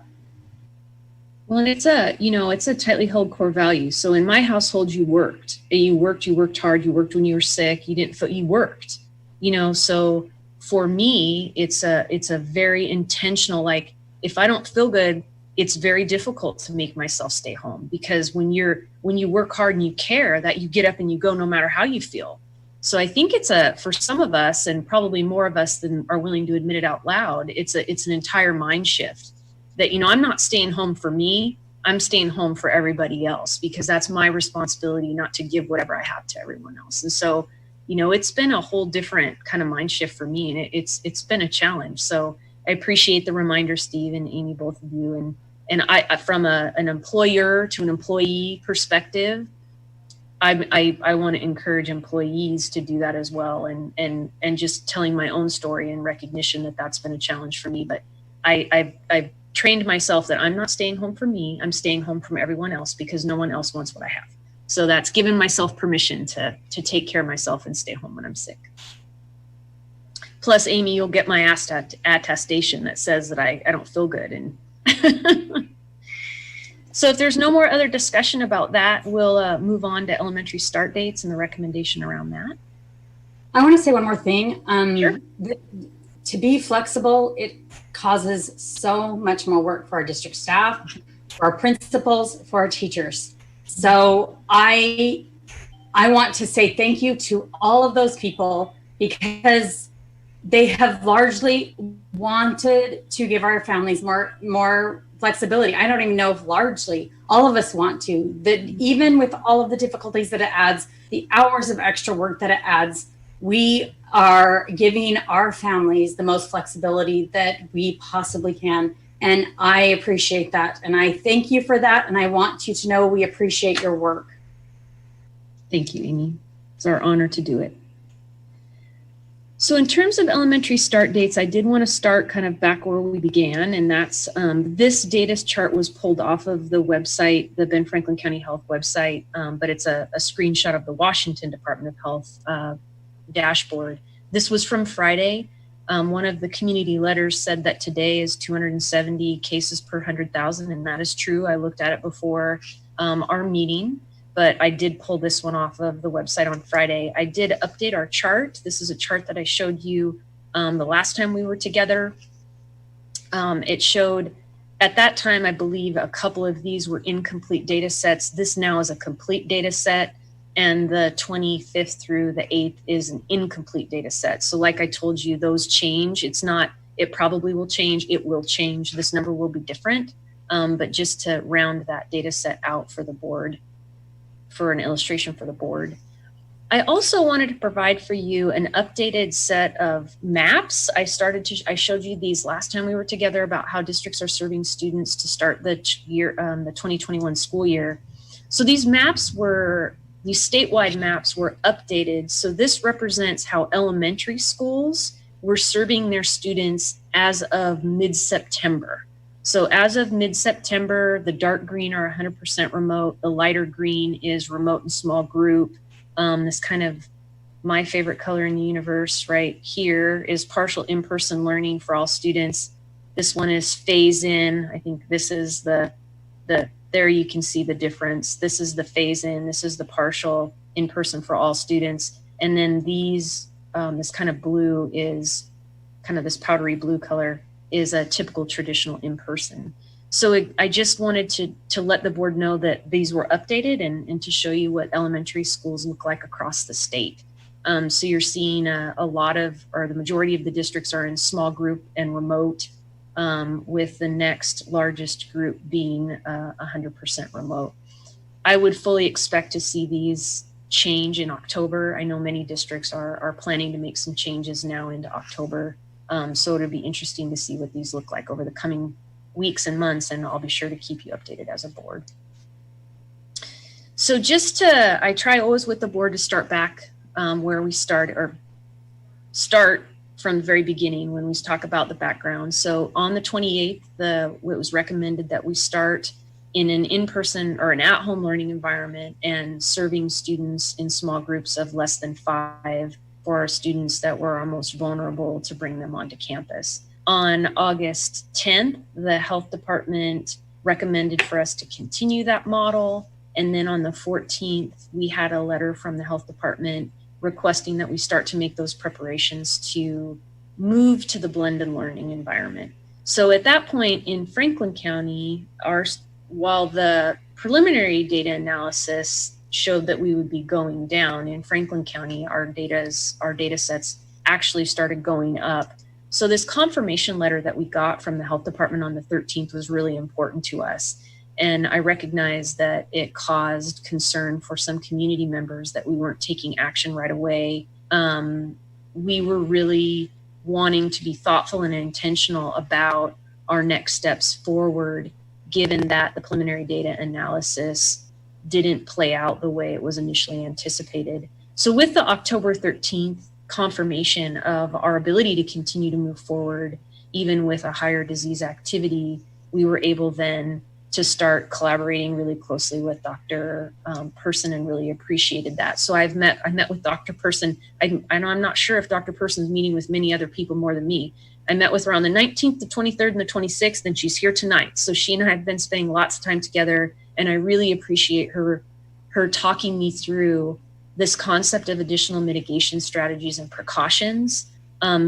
They are listed here. We really were looking for and talking about ways to limit sharing of materials. That's why you see the specialists at the elementary level being online or virtual. So, you know, in a normal environment, kids would cycle in and out of an art classroom, and they would be touching all of the things and, you know, in each other's seats and so on and so forth. So the keeping our specialists online was a way to limit sharing of materials, to reduce that frequency of transition. The eliminating or having music online was a way to limit an activity that could interfere with that consistent and correct usage of masks, or PE being virtual. You know, those masks become difficult to manage during, for example, a choir class or PE. So having those classes remain online was really a strategy for us to, again, limit those activities that could interfere with consistent, correct mask usage. And that also applies to the eating meals on site. We're also really keeping an eye on maximizing cohorting, so the extent to which kids are together and remaining together in groups. What we're trying to limit is spontaneous regrouping of kids, where we didn't know what was going to happen. All of a sudden kids are in different groups and then back together. We're trying to limit or eliminate that in our environments. But times where we're regrouping kids or combining students based on need that's intentional, for example, a student who needs to go in a classroom for a certain intervention, or a special education student who's in a self-contained program that needs to go in a general education classroom for a specific time period for a specific instructional need. Those kinds of regroupings can happen because we know when it's going to happen. We can plan for that. And if we were in a position to have to contact trace around that, we would be able to do that skillfully and quickly. So those kind of regroupings are not what we're trying to eliminate. What we're trying to eliminate is what I'm calling spontaneous regrouping, where we didn't know what was going to happen. All of a sudden, kids are mixed up. We're not sure how they were mixed up, and then they're back together. That we're trying to eliminate. And then certainly postponing large events or gatherings. So based on all of that, we are recommending a phased-in transition to blended learning, beginning with our elementary students, and that is in alignment with the Ben Franklin Health Department's recommendation. We're planning to start with grades, or our recommendation is to start with pre-kindergarten through second grade on the 9th of November, and then followed by a week later, the following Monday, we would be bringing our grades 3 through 5 on campus. Again, with that eye on maintaining core cohorts of students, except in very specific situations where it's planned, and those additional mitigation strategies in place to include specials being held virtually to decrease that commingling of student cohorts or sharing materials, frequent transitions, and potential inconsistent mask usage. Again, no eating on campus in the short term, and then no large events or gatherings. So this opportunity for you to ask us some questions if you have a discussion. Should the board wish to, this is on the agenda tonight as a report, as directed at our last meeting. However, if you feel like as a board that you have enough information, we have been talking about this for some time. So as a board, you may feel ready to take action. If you do, we just need you to make a motion and vote to move it to action items. And then we would do the next report, and then you could move that to action, and we would do action altogether at the end. So President Phillips, I'll defer to you. Well, if there's any discussion or questions from the board, we would love that. And if you would like to make a motion or discuss your opinion on moving this to action items or continue with our plan of having a board meeting on Monday, we would love to hear from you.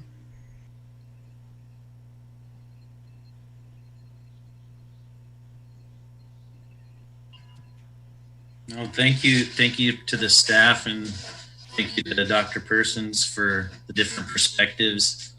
And I think it's just interesting to hear the letters from the community, the input from the community. We all have different perspectives on this. And I think you see that in those letters. You know, some people, and it's not just along socioeconomic lines, you see the letters we get, and there's frontline workers, the healthcare professionals that have been back to work for many months now, and there's, you know, on the other end, there's people that support our agricultural industry in the fields who have been back to work, and it feels like those people that have been back to work for a long time are the ones who are ready to get their kids back in school, because they've kind of worked through that coming out of your bubble and going back into school. And we have other professions where people have been home for 6-7 months, and there's more apprehension, you know, from some families that haven't been around other families a lot. So just hopefully the whole community has grace and understanding for those different perspectives. And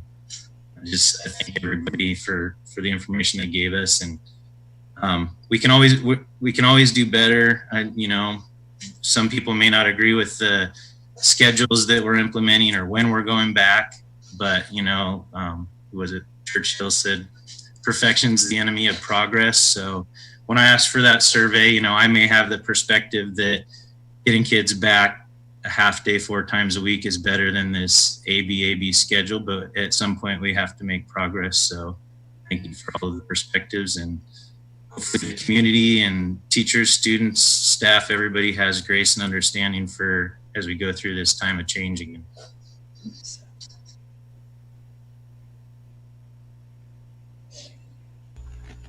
I do have a couple of questions. So I didn't see anything on the risk management pool. Are you ready to address that? I know that was brought up in one of our letters, and so I don't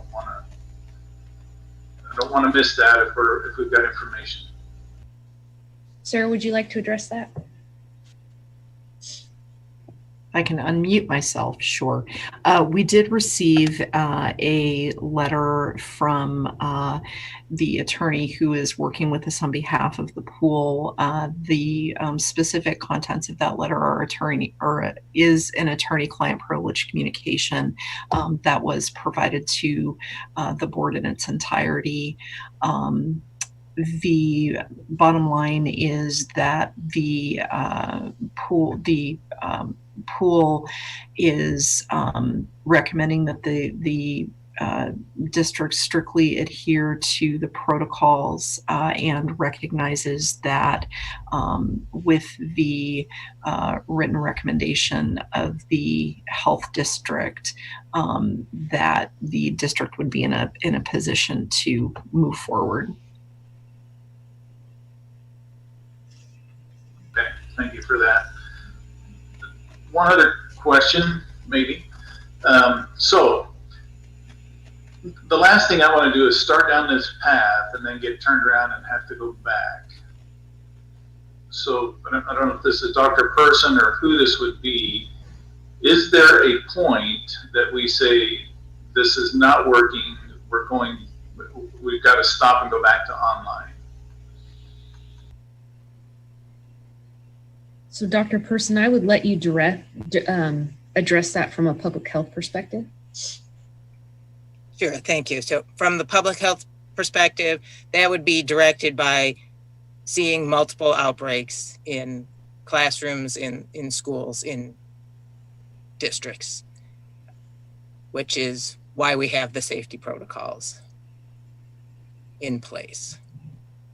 Okay, so just to be clear, it would be something that happens within the school, and not necessarily public. And I'm not trying to pin you down to say that if it gets really bad in public and we don't see it in the school, that we would not take schools back off either. I think that's out of our control. but I don't want to get started down the path of getting kids back into school and then have the rug pulled out from under us without being well aware of what's going to cause that. And I think it's fair to say, so right now we're talking about elementary. So we're talking small groups. We've got a number of elementary schools. If we see an outbreak in one, I would not expect that we shut them all down necessarily. I think that would have to be looked at on a case-by-case basis. But I think it's important that we have that understanding now that there's what it is that's going to drive us back into at-home or online learning. So I think we need to know that so we can take the proper precautions and just make sure that doesn't happen. Correct, and I can appreciate that. And yes, from the community disease standpoint, unless we saw conditions that would require multiple businesses to close, some kind of reversal at the state level of going back to a broader shutdown that would also affect schools, but would not be would not be something happening in the community that would be affecting schools only. From the school perspective, it will be if we have multiple outbreaks in multiple schools. That's what would drive closure of schools. Very good. Thank you, Dr. Person. Dr. Persons, I have a couple of questions. I've done a lot of research on this. I really appreciated the research that you gave us in the letter. When was that letter? On October 13th. It was very thorough, and so I want to make sure I understand this. From what I have read and what I have seen from the research in your letter, across the world, when schools reopen, they have found that the COVID outbreaks largely come from outside of the school district. There's only a slight increase or no increase in the schools for COVID throughout the world. And that new research is showing that is consistent, that school is just not propelling the spread of COVID. Is that what your research has seen as well? That's correct, with the one addition I'll make: when appropriate, mitigation, and precautions are taken. So there are reports around the world, I think Israel notably, that when they returned kids to school and they weren't maintaining the distancing and the masking, I think because of extreme hot weather, they did experience an outbreak. But schools where the appropriate distancing, masking are occurring, they are not driving outbreaks in communities, and we're not seeing outbreaks in schools. There's also been, I think since that came out, we've seen some additional research. American Academy of Pediatrics published a paper on daycares that identified people who worked in daycares were no more likely to get COVID than people who didn't. And this actually was even before some of the precautions were being taken. So again and again, we're seeing that children are not driving this particular pandemic, which is different from some of our other respiratory infections. And we're also seeing that these fairly simple mitigation measures, simple to do, hard to remember sometimes, but use of the masking and the maintaining that distance can be very effective in reducing and limiting transmission. Thank you. I appreciate that addition.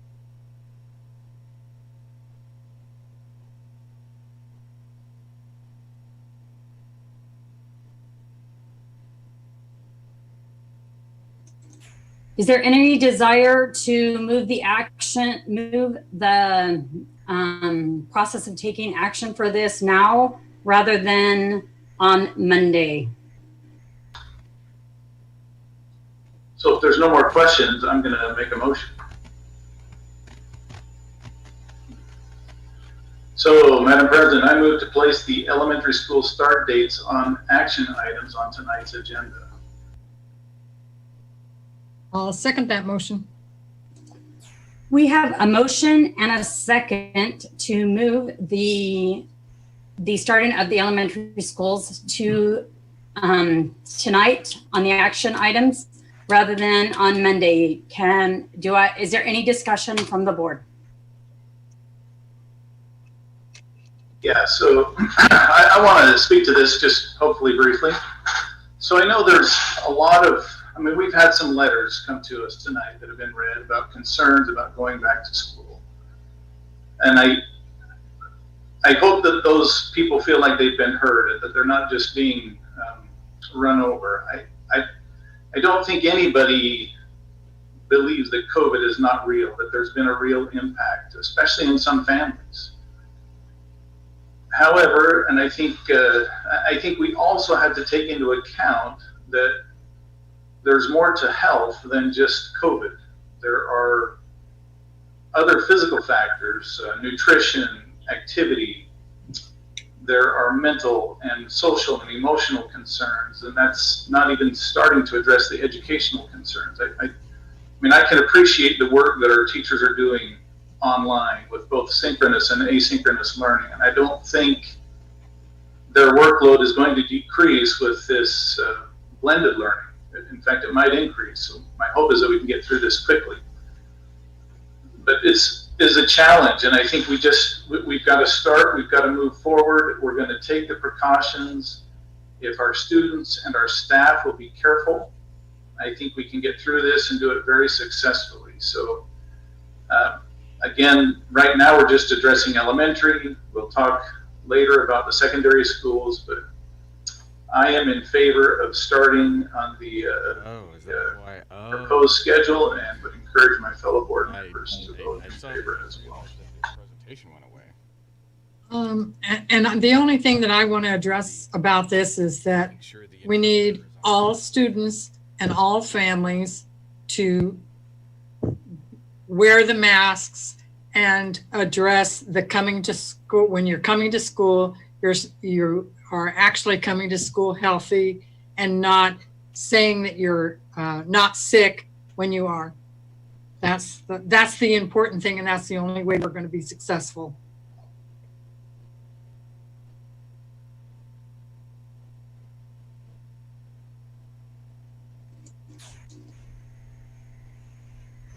If there's not any more discussion, can I have a roll call vote, please? Mrs. Richardson. Mr. Christensen, Yes. Ms. Lincoln, Yes. Mr. Campos, Yes. Ms. Phillips, Yes. Mr. Lehrman, Yes. The motion to put this on action items this evening passes. I appreciate all of you. I hope the community understands the reason that we did this tonight. This isn't typical, but it's something that we have planned for a long time, and this helps get our kids in school. And it gives our educators more time to prepare for what is coming. And I think that preparation time is really critical. So thank you all for your votes. We will move on now to reports on educating secondary students. And we'll turn the time over to Superintendent Whitney. So I just want to say thank you to Dr. Persons too for being here. She's leaving. Oh, she's sticking around, isn't she? Okay. Don't leave, Dr. Persons. Are you kidding? We're just getting to the good stuff. So thank you for your patience. I'm not sure if you noticed I disappeared for a minute, but I'm back now. My computer died. So it was a little bit of a rush. So maybe you guys didn't even miss me. I'm not sure. So thank you, Board President Phillips, members of the board. We are going to move on to talking about educating secondary students in a COVID environment.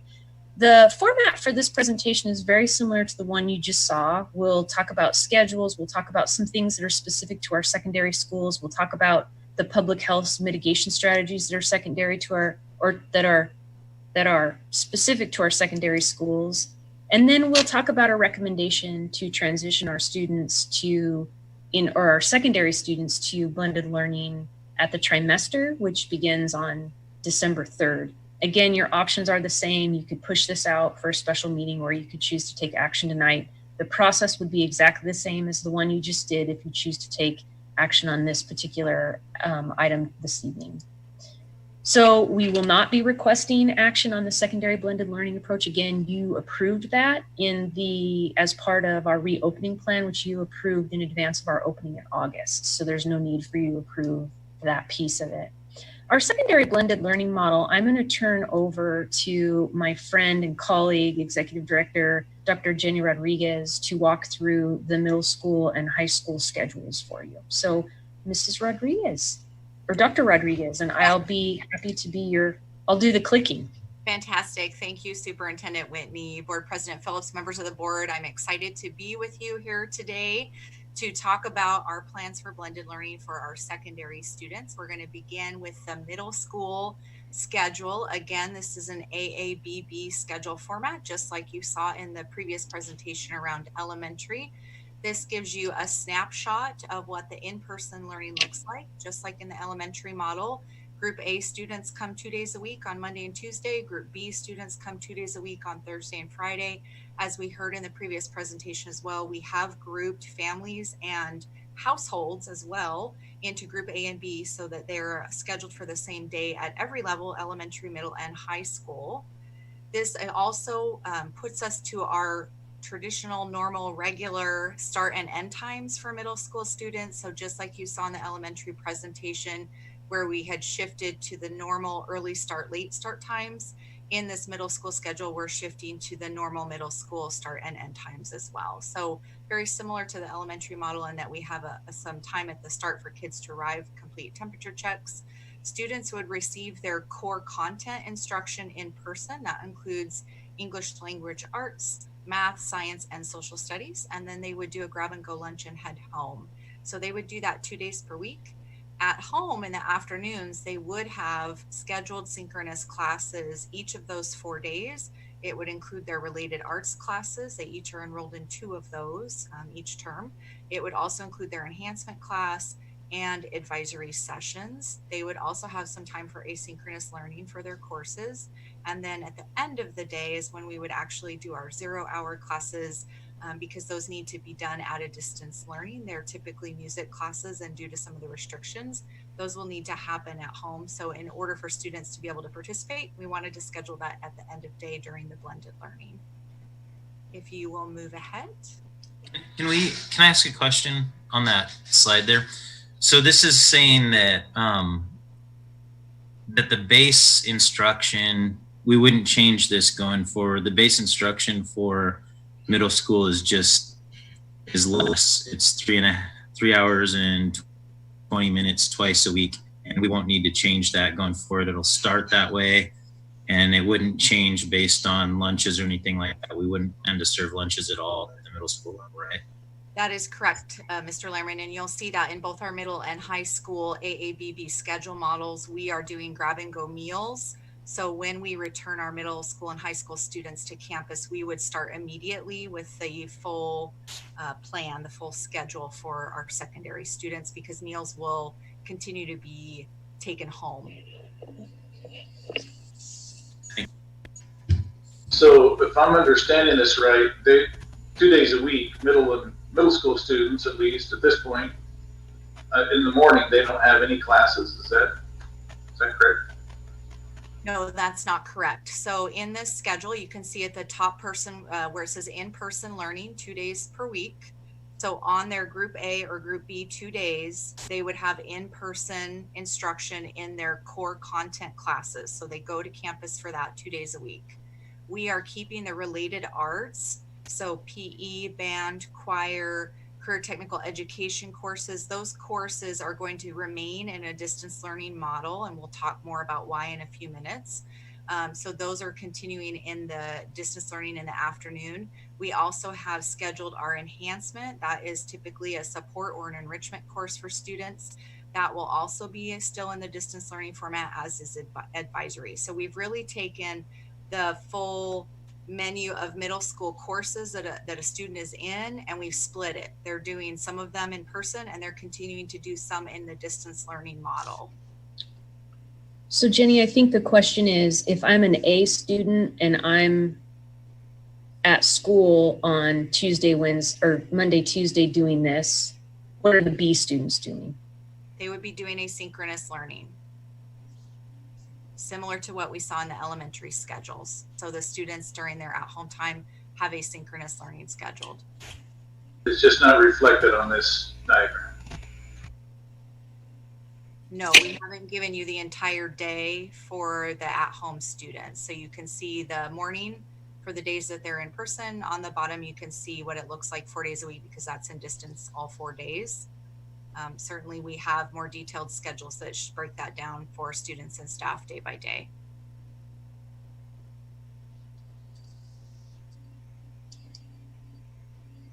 The Wednesday schedule is not significantly different from what students are experiencing right now. They have asynchronous learning. We have some physical activity breaks scheduled in, the student lunch break scheduled in. We do, just like the elementary model, have a section of 40-minute class that would be done synchronously with teachers in the afternoon on Wednesdays. And then we have some office hour time as well that students could connect with their teachers.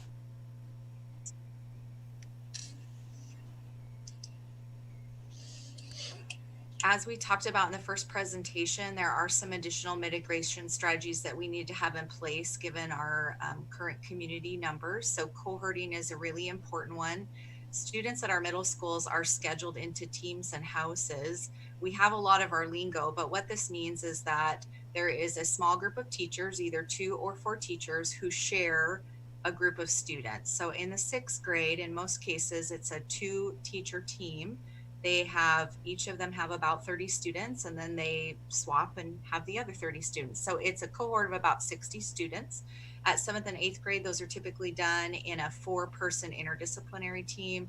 So again, about 120 to 125 students. It is a larger group than what you would see at the elementary level, but they are still cohorted for the purposes of reducing transmission and to allow for contact tracing. We have kept, as you've seen in this schedule, meals served in a grab-and-go format, so students are eating meals at home.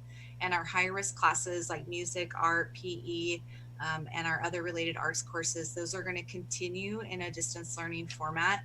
And that's really aligned to the health guidance we've received around making sure students can have their masks on during all class activities, reducing sharing of materials, and commingling of cohorts, because often for those related arts classes, those IDT or interdisciplinary teams that I just mentioned, those groups intermix for related arts. So by having those in a distance learning, it allows us to ensure the cohorting that's required to return our middle school students to campus.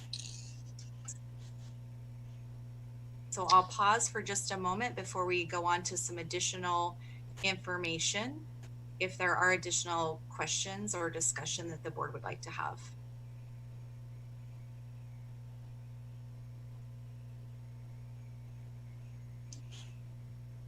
Okay, so we're gonna...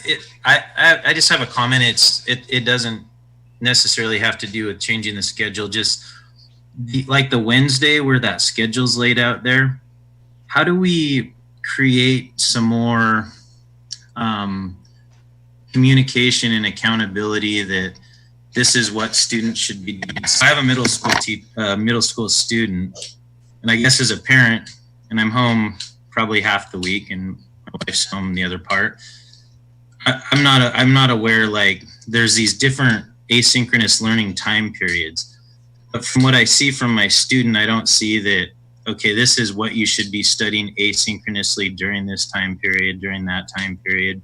So I think, and I've heard this from other parents too, it just becomes an off day because the kids aren't able to relate whatever asynchronous learning they're getting to different time periods.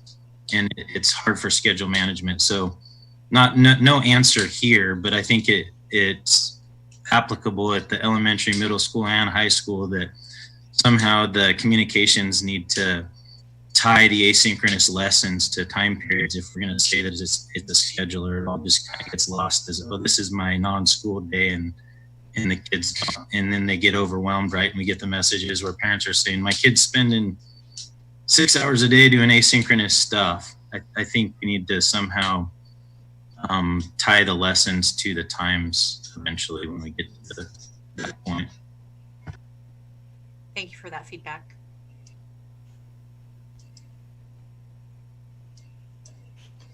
So we'll take a look now at the high school schedule. It's laid out in a similar format, so you can see in this one, this looks a little bit more probably like the elementary that we looked at. You can see in the left two-hand columns, we have the in-person student schedule. Again, Group A students would attend in person on Mondays and Tuesdays. Group B students would attend on Thursdays and Fridays.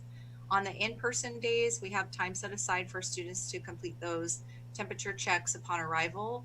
We would plan for core instruction. So at the high school level, students have 5 periods built into their day, 5 classes. So that would be happening on those 2 days.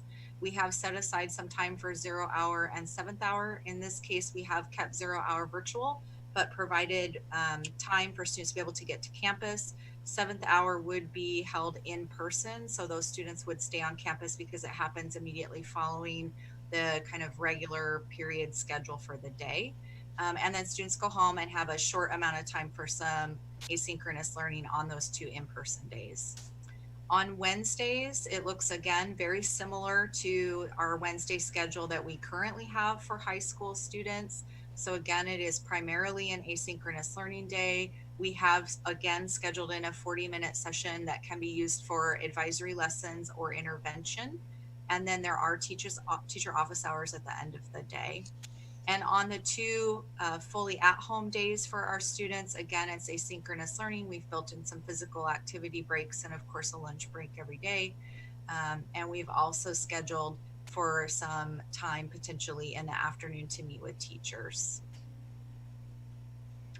There's been a lot of interest around our athletics and extracurricular activities. So I'm going to share a little information about that. With athletics, we have a return to play plan in place. The open coaching season is underway under the guidance of WIAA, and that's the state organization that we follow for our athletics guidance. So for us in Pasco, we're going to be looking at beginning our open coaching in person for high school athletics on Monday, November 9th. It's the same date as is proposed for the elementary return for pre-K through 2nd grade. That can run through December 19th. That end date is set at the state level. That's not a date that we have authority to change. So that is when the open coaching has to end. Both our Chiawana and Pasco High athletic departments and directors and staff and coaches are working hard on developing the schedule. We're getting our fields ready. They're contacting families regarding participation and developing student cohorts. As you can imagine, there are very strict rules that we have to follow to have any in-person athletics. Our student athletes do have to be cleared before they will be permitted to participate. There's really 2 primary things. The first is they need to complete their annual athletics paperwork. We do this every single year for student athletes.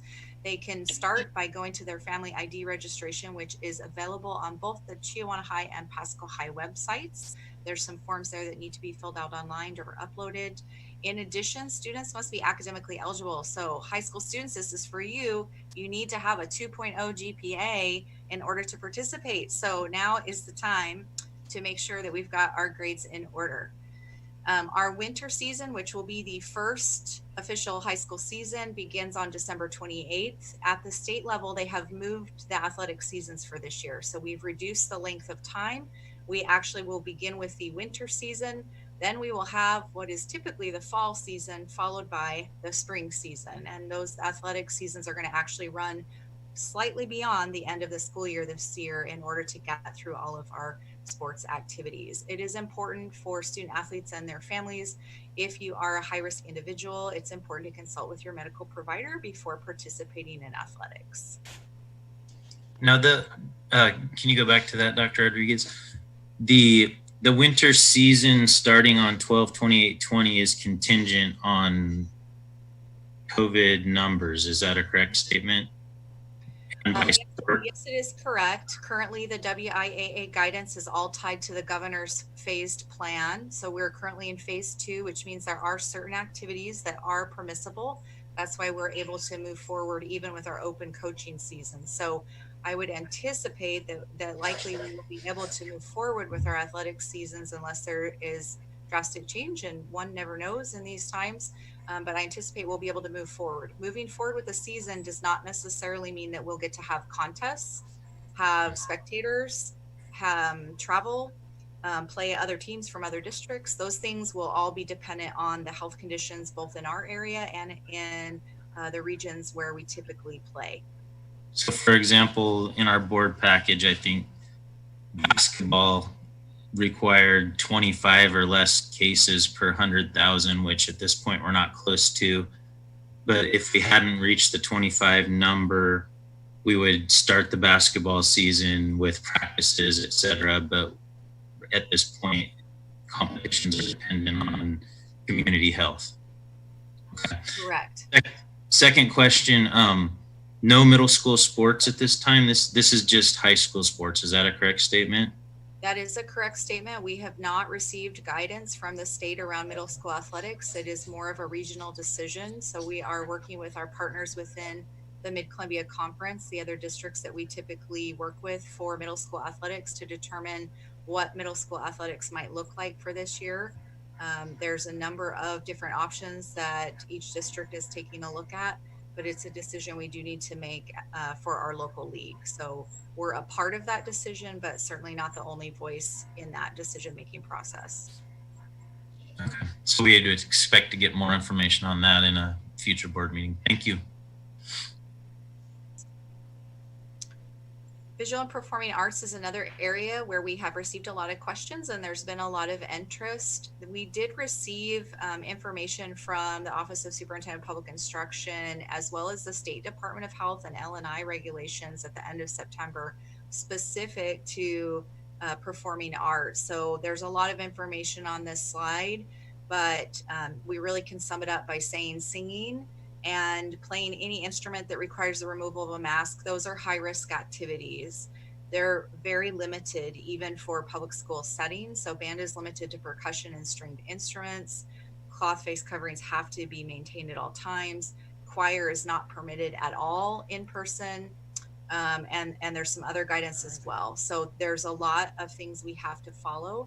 And this is part of why we've looked at keeping our elementary specialists in a distance learning format, as well as our middle school related arts teachers in that distance learning format. So for high school, those music courses, we are planning for them to still be in person, but they will have to have adapted approaches.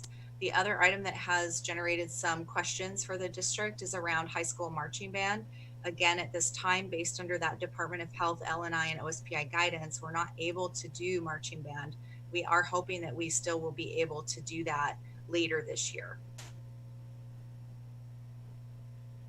For PE, there are some recommendations. So again, at locker rooms other than for restrooms and hand washing. So PE is going to look a little different. I'm thinking there will be a lot of walking and maybe some yoga, which actually might be great for everyone's stress level right now. So I'll pause again there to answer if there are additional questions or discussion items related to the high school plan. Going back on your schedule for high school, you have the 7th period in person, but you have 0 hour online.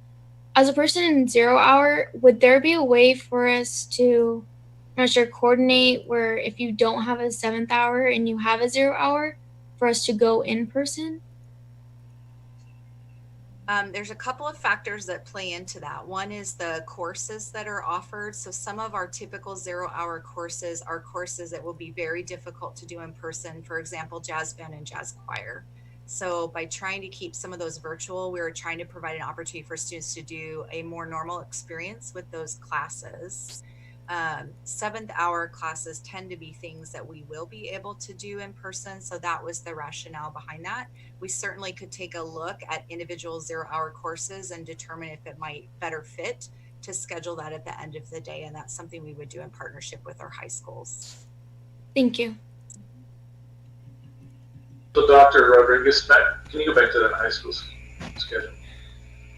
Sure. Oh, yeah. So I'm looking at the top line there. I'm assuming that one of these days is the at-home learning for group A and B would be Wednesday and Thursday, Monday, Tuesday, Wednesday, Thursday. You've got on the top, they're both Wednesday, group A and B. So if I'll just read it from left to right. So the left-hand column and the second column is the in-person schedule, which means if I'm group A, this is what happens on Monday and Tuesday. If I'm group B, it's what happens on Thursday and Friday. Then column 3 and column 4 is the Wednesday schedule for all high school students. It's an at-home learning day for all high school students. And then column 5 and column 6 is the at-home student schedule. It shouldn't say Wednesday group A and B at the end. It should actually say Monday, Tuesday group B, Thursday, Friday group A. So I apologize for that error. So the nice thing about it, looking at it, at least, so Monday, Tuesday, Wednesday for one group, and Wednesday, Thursday, Friday for the other group, their schedule's the same every day. Yes, it does provide some consistency, I think, for our high school students. You have basically a schedule that's back-to-back 2 days the same, and then your other 3 days look almost identical. Yeah, that looks good. I'm still a little confused on the middle school schedule, but that's okay. I'm sure we can get one that reflects the at-home learning days as well. Yeah, we can get you a better visualization, Steve, to make it make more sense. What does, okay, so at the middle school level, it's more difficult to cohort than at the elementary school level, but you know, they're kind of more in blocks naturally. At the high school level, if you go back to that schedule, sorry that you're just on. I don't know if I can, Scott. Oh, here we go. I got it. Don't So worry. it says core instruction, core content instruction from 7:55 to 12:45. Core content instruction varies vastly depending on students, even in a given grade level, right? They might have different math classes. They might have probably English and history is often pretty similar. They have different electives. So to the parents who are concerned about, you know, even if we cut our schools in half and we have a group A and B, if we still have 1,500 students at a school or 1,800, whatever the number is in each of those cohorts, what does passing time kind of look like? Are you required to stagger the passing so that actually the passing times will be longer because you'll have staggered courses? What, just briefly, do we have an idea of what that kind of looks like, or is that still being worked through? We're still working through it. I will say that we do anticipate that students are going to be in the hall together. Typically, that passing period is a very short amount of time. For COVID-19, the definition of a close contact is 15 minutes within less than 6 feet distance over a 24-hour period.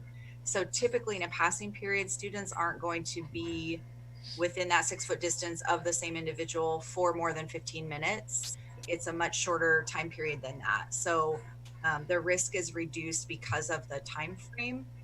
So hopefully that is helpful information. We are still looking at possibilities around staggering the release times and who's in the hall when.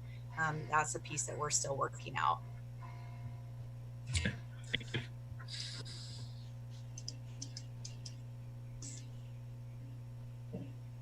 Okay, so I'm going to go on to some public health requirements. And again, as we heard in the last presentation, there's some additional mitigation strategies that also will need to be followed at the secondary level for us to return our students. In addition to the CDC 5 key requirements and our Pasco School District required mitigation strategies, we're adding some additional precautions based on our current community health conditions. So I've already spoken about the middle school cohorting. We are looking at high school to think about creatively about how do we try to not have kids mixing with more groups than we possibly have to.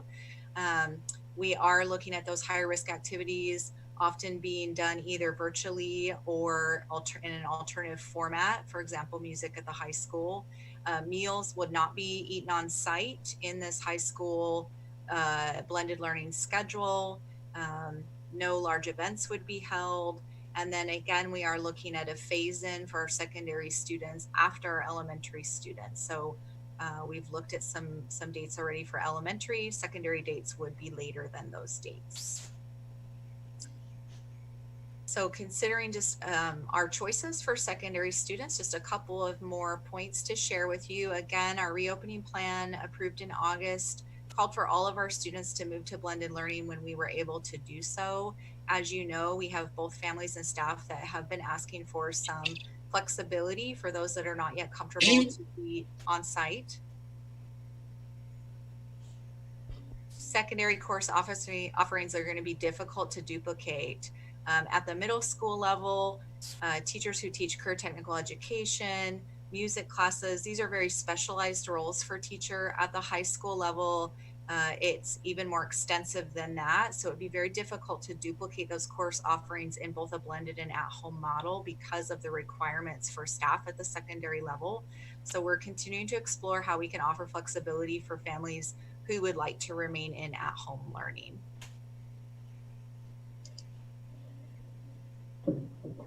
So questions? Oh, go ahead, Jenny. So there's really one last opportunity for the board to engage in discussion or questions for Dr. Rodriguez before we move on to exploring the recommendation for secondary start date. So is there any other questions for Dr. Rodriguez?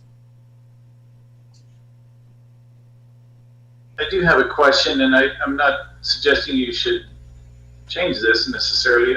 I noticed in the elementary school there was a staggering, so we bring back part of them a week ahead of the others. Was that considered at the secondary level as well?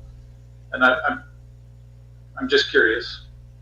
Yes, we have discussed that with our middle schools and high schools. We are still considering that could be a potential option depending on the start date, particularly for our middle school students. We typically bring in our new middle school students prior to our older middle school students. This year is unique because, as you know, we returned our 6th graders. So we would be considering bringing in 6th and 7th graders for a day or two before adding our 8th graders. At the high school level, we typically have some time with 9th graders before we add our upperclassmen. So we are looking at how we can still implement that, again, depending upon the start date.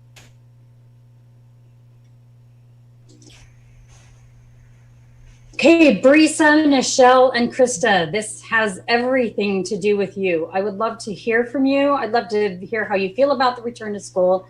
I'd love to hear how your parents feel about it and the return to school and to sports. And I would love to hear your perspective. We would love to hear your perspective on this. Well, for me personally, online school was difficult at the beginning, but I was able to handle it by just changing my attitude and having a growth mindset about it all.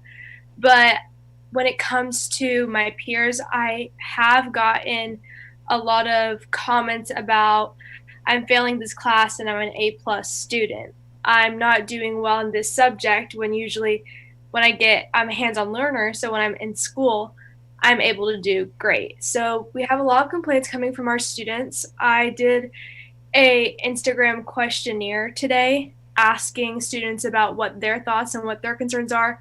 And a lot of them were mixed emotions about I want to go back to school, but I also am worried about people not wearing masks.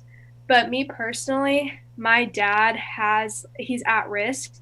And so going back to school is something that I want, but it's also something that I need to think about what's best for my family. As much as I'd like to attend, I also think that I might just use an online option to stay home, even though I want to be back in school. But I also think that this is a good opportunity for students who have parents that feel comfortable with them going back to go back in a hybrid model with the AABB schedule. I agree with almost everything that Brisa said. It's difficult for a lot of us, and I did the same thing. I contacted, kids I knew from Pasco High or even Chihuahua, that I know that aren't, dealing with it, and it's really hard for them. And it's just hard to track and understand. And it's so great that you guys have worked so hard for, the office hours that are available for students. But oftentimes students are afraid to contact their teachers, even if it's on Zoom. It can be intimidating at times. But I was looking that we haven't done a student survey, and a lot of the people that I know would love to take one, especially soon. It would be great to hear people and make sure that us as board members get the word out so that as many people as we can take that survey, because it's not for everyone. In person's not going to be for everyone. There's those people that, I really do look up to them for making sacrifices, whether it's, realizing that they can't play sports because they're looking after their families or even themselves. It's really, a time where we have to think, if you can go back to school, then that's great. And, those who can't, it's really important that we make those accommodations where they feel necessary.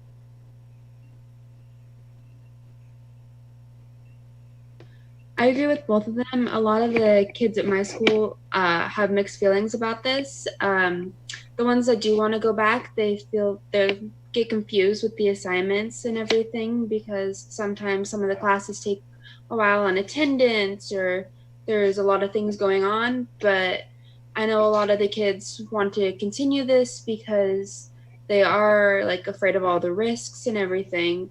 And with my school being a smaller school, there will be less students in the classroom, but it still will be a risk. And some of the students are afraid to go back, but a lot of them do want to go back because they're confused with their assignments, or they feel like they can learn more in person because the hands-on learning.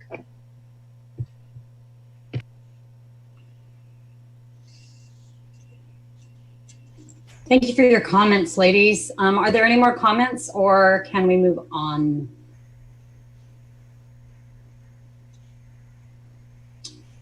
All right, Jenny, I think we're discussed out for a little bit. Thank you. So secondary start dates, again, the presentation tracks very similarly to the one that you saw for elementary. I did want to show the same how our district's serving students to start the 2021 school year maps. This one is specific to middle school. Again, the color coding is the same. Dark green 100%, lighter green small groups, into that kind of green-blue phase in and out into the more blue color codes for partial in-person for all students, and then a typical transition. So you can kind of see here where the middle schools across the state are landing. Again, the majority in small group and remote, with the next being 100% remote. Again, it's going to be interesting to see what the next update is. I just think this will be interesting data to continue to track over time. So I'll continue to provide it to the board in updates. This one represents the high schools. You see fewer high schools in a traditional in-person. 141 are in small group and remote, again, then followed by the next highest is all remote learning. So again, we'll just continue to track this for you as a board so you can kind of have a context for the decisions that we're making and how this is impacting our community, either in ways that are similar or ways that are different than other communities across the state. So in collaboration with the Ben Franklin Health Department, again, those the conversations have really been around the additional mitigation strategies and precautions that we can put in place at both our middle schools and high schools that would allow us to continue to move forward. Again, they include things like sharing of materials, reducing frequency of transition, limiting those activities that interfere with consistent and correct mask usage, not eating meals on campus, maximizing cohorting, and postponing large events. So our schedules were designed without meal service to begin with, so that was a nice kind of segue for us. I think the biggest, and then our middle school schedule has always been designed in these teams and houses, which lend itself to cohorting. Jenny mentioned there's still lots of work being done around thinking about the high school schedule and how the cohorting can really be maximized. So we'll continue to keep you updated about that as that exploration and process continues to move forward. So our recommendation at this point, given where we are, is to have middle schools and high schools transition to the blended learning model in December at trimester on December 3rd. There's some provisos here. It's really provided that we were been successful in phasing in our elementary schools, that our community health condition supports us moving forward, and that any additional mitigation strategies that the Ben Franklin Health District may recommend can be implemented. So we do need to keep our eye on a few things to be able to meet that target date of December 3rd, but we are recommending that as our opening date with those provisions. So again, discussion, direction, action. Should the board want to move this to action, the process is the same as that you completed for elementary. So we will open this for discussion, and I would entertain a motion if anyone is. Yes, I just had a question on the language, and we use the same language on the last one. It says we're placing the start date on action item on tonight's agenda. That means we're also recommending those start dates. Do we need to take additional action beyond placing on the agenda? Yes, you're going to place it on there, and then we'll take action in a separate process. In the action section. Yeah. Yeah, this motion just moves it to action. There'll be a whole nother set of discussion to actually take action. So just a question for, I think, probably Dr. Rodriguez. So based on what we've heard from the students, there's a number of them that are concerned about going back to school and would consider continuing online. And I think in the presentation, it was said that that it's difficult to do both, to have both an online model and an in-person model. Can you elaborate on that? Is this something that we can work out? Is there a kind of a plan going forward? Do we need more time? I'm not even sure how you can address that, but I hope you understand the question. I did, thank you. We're continuing to explore how could we serve students in their current schedule if they're choosing not to participate in the in-person instruction portions of their week. So as we talked about in the prior presentation, they would still be able to access asynchronous learning. The challenge at the secondary level is that students don't just have one classroom teacher. So where in the elementary model, it's possible for us to build in some time with their teacher on their at-home days. In the high school model in particular, to build in synchronous time with all 5 of their teachers, and for their teachers then to teach those classes in person on the same days is really difficult to fit all the minutes into the time that we have. But we're trying to figure out a way to do that. We're still looking at what those options might be.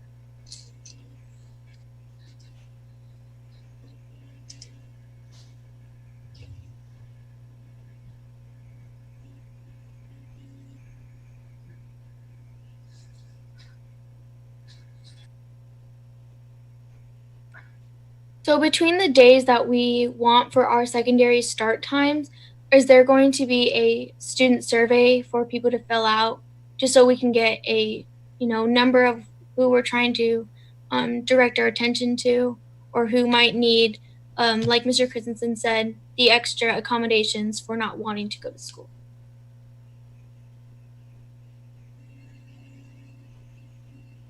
Dr. Rodriguez, do you want to handle that question? Sure. I initially was going to defer to you, Superintendent, but I think that, first we need to figure out what's possible. I hesitate to say, yes, we'll put a survey out. I think if we're going to do that, we need to be very clear about what the choices are, so that we're getting data back that is actionable on our part at the district level. So I think we're still trying to explore how we could accommodate students and families who would like to remain not attending any in-person classes within the schedules that we've presented tonight. If we are not able to find a way to accommodate that, then we would need to look at an alternative option. And at that point, it would make sense, I think, to survey in such a way as to identify specific students and families that would need to transition to that model. But again, our hope is to find a way to accommodate it within the schedule that we shared this evening.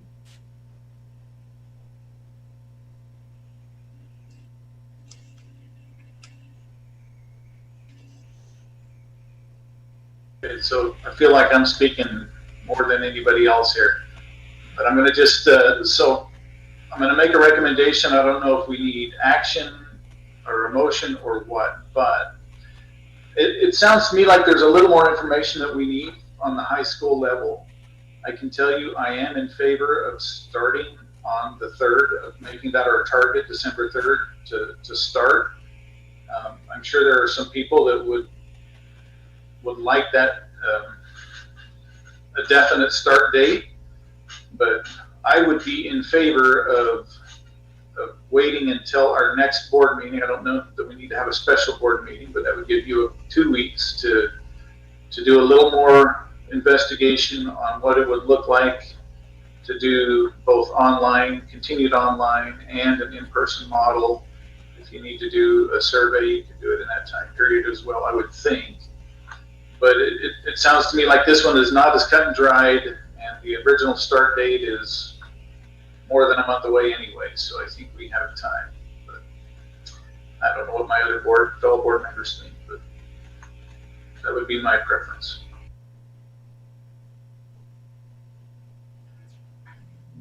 Need a decision tonight or by Monday in order to meet the December 2nd date, or why was the Monday date put in the package originally? The Monday date for the special meeting Yes. was put in the packet because when we talked at the last board meeting, you talked about having special board meeting to take action, and the recommendation was not to have the meeting on election night, so that it was based on board request at the last meeting to plan for 2 back-to-back meetings.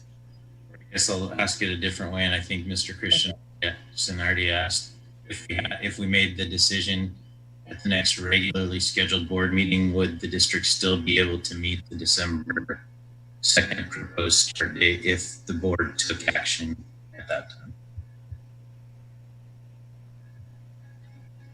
Yes.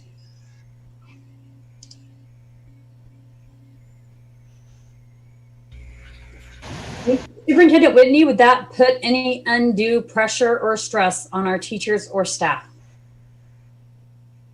Would what? Which part? Would having this on the action item on November, is it 9th when our next meeting is?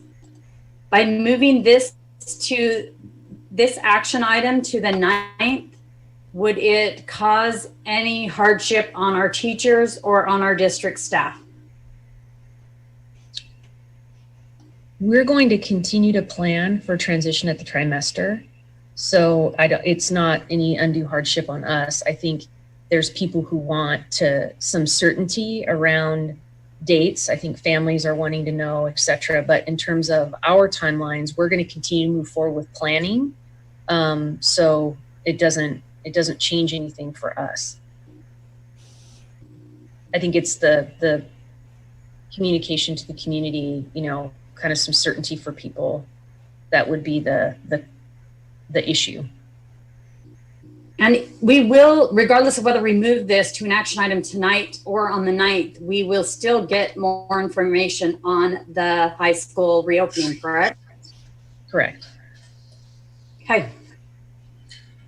They're really 2 separate things. They're the blended learning programming and they're when are we starting blended learning. So they're really bifurcated in terms of action by the board. So it's really, up to the board in terms of when you'd like to take action on the opening dates for the secondary schools. We could make it very complicated, and if you wanted to take action on the middle school dates tonight, you could, and the high school ones later, or you can push all secondary later. Our planning will continue to move forward on both our middle school and high school planning. Well, I'll put a motion on the table and we can have additional discussion and vote yes or no. I move to place the secondary school start dates decision on action items on tonight's agenda. And I'll second the motion. We have a motion and a second to move to place the secondary school start dates decision on action items on tonight's agenda. Is there any discussion?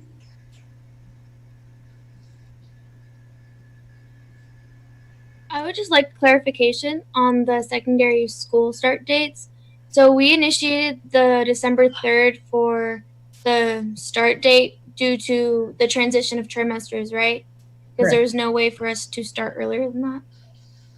The transition of trimester is just the cleanest in terms of grading and changing of classes, et cetera. So it felt like, and then plus you're looking at a phased in approach to having elementary in classes for a certain amount of time before we started secondary. So it actually just worked into a nice progression where we could start our elementary students, have them in school for 3 or 4 weeks, and then it was trimester. So it was just a natural progression. It felt cleanest operationally, and it also aligned with the Ben Franklin recommendation for that phased in start.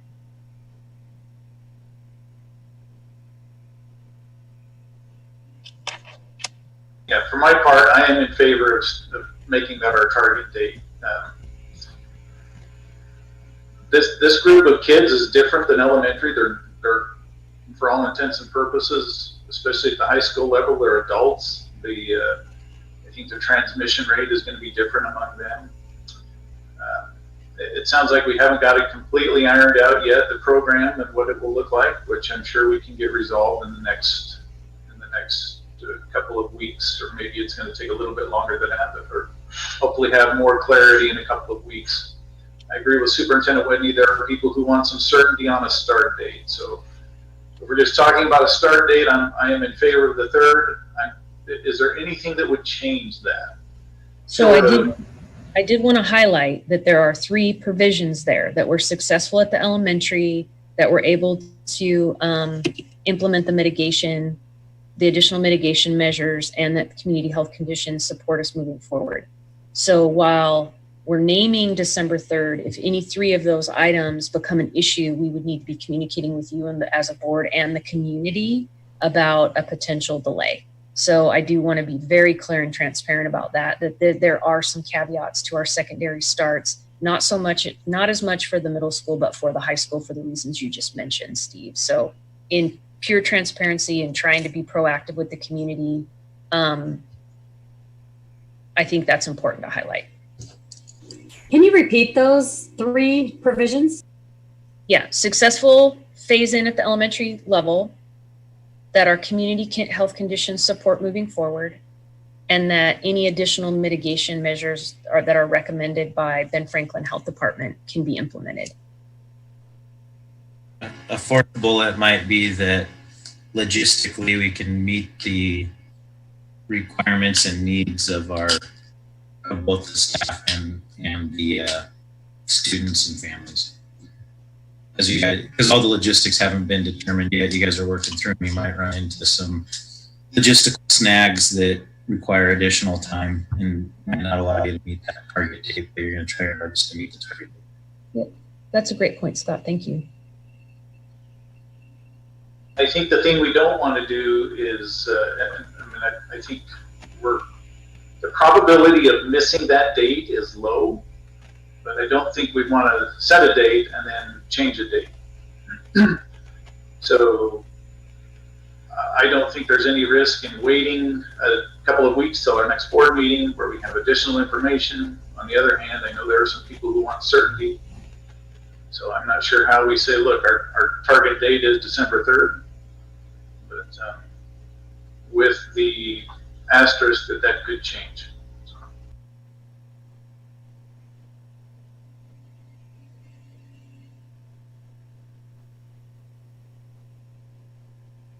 If there is no further discussion, Mrs. Richardson, can we have a roll call vote? Mr. Christensen, Yes. Ms. Lincoln, Yes. Mr. Campos, Yes. Ms. Phillips, Yes. Mr. Lehrman, Yes.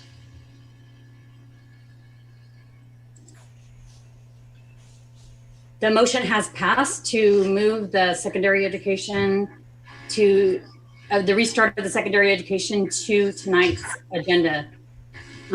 As we are done with both of those reports now, we will move on to action items. We will turn the time over to Superintendent Whitney to move through that.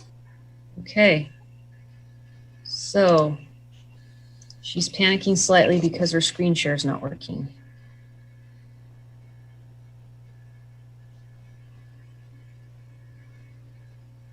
Don't anyone panic. Or maybe a little.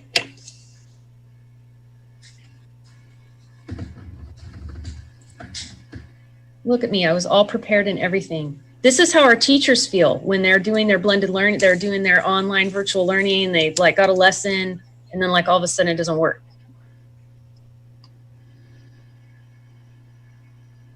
It's like the spinning wheel of death.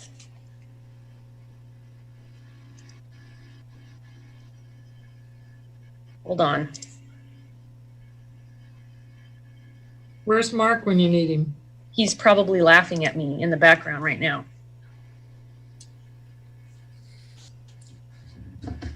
He's not, but Shane is. I can hear him.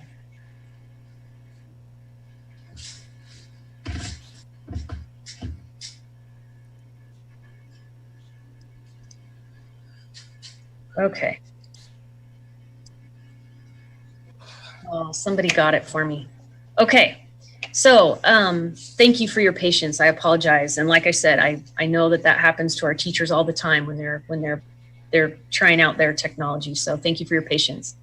So elementary and secondary blended learning start dates, board action this evening. So whoever has control of the PowerPoint, could you click to the, oh, Sarah, could you please click the next slide? So a majority of the board has approved that the decision to transition to blended learning for elementary and secondary students be added to action item for tonight's board meeting. We are asking, any questions and discussion? I would entertain a motion.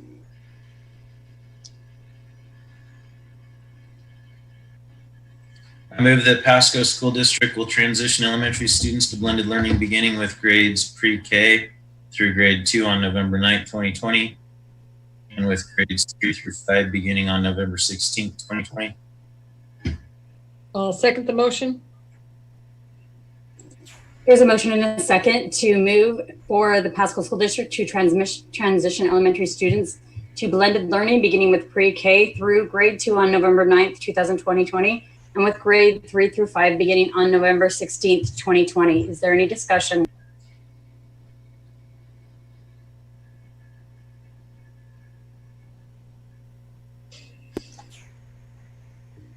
Mrs. Richardson, could we have a roll call vote? Mr. Christensen, Yes. Ms. Lincoln, Yes. Mr. Campos, Yes. Ms. Phillips, Yes. Mr. Lehrman, Yes. Motion to move Pasco School District to transition to elementary schools to blended learning beginning with grades pre-K through grade 2 on November 9th, 2020, and grades 3 through 5 beginning November 16th, 2020 has passed. Mrs. Whitney, do you want to move on to the next action item?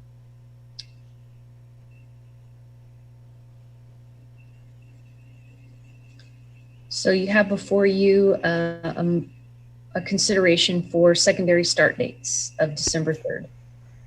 I would entertain a motion. I move that Pasco School District will transition middle school and high school students to blended learning as soon as December 3rd, 2020, as long as community health conditions support moving forward. I'll second the motion. We have a motion and a second to move Pasco School District transition to middle school and high school students to blended learning no earlier than December 3rd, 2020, as long as community health conditions support moving forward. Is there any discussion?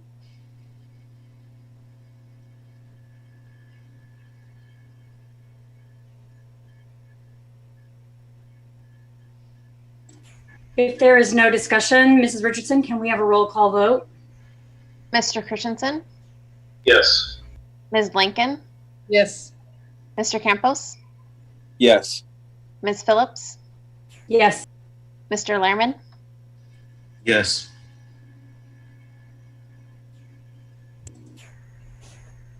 I think we're close to the end of this. I wanted to thank all of you for sticking with us. It's been a 3-hour board meeting up to this point. I would like to say something to our community.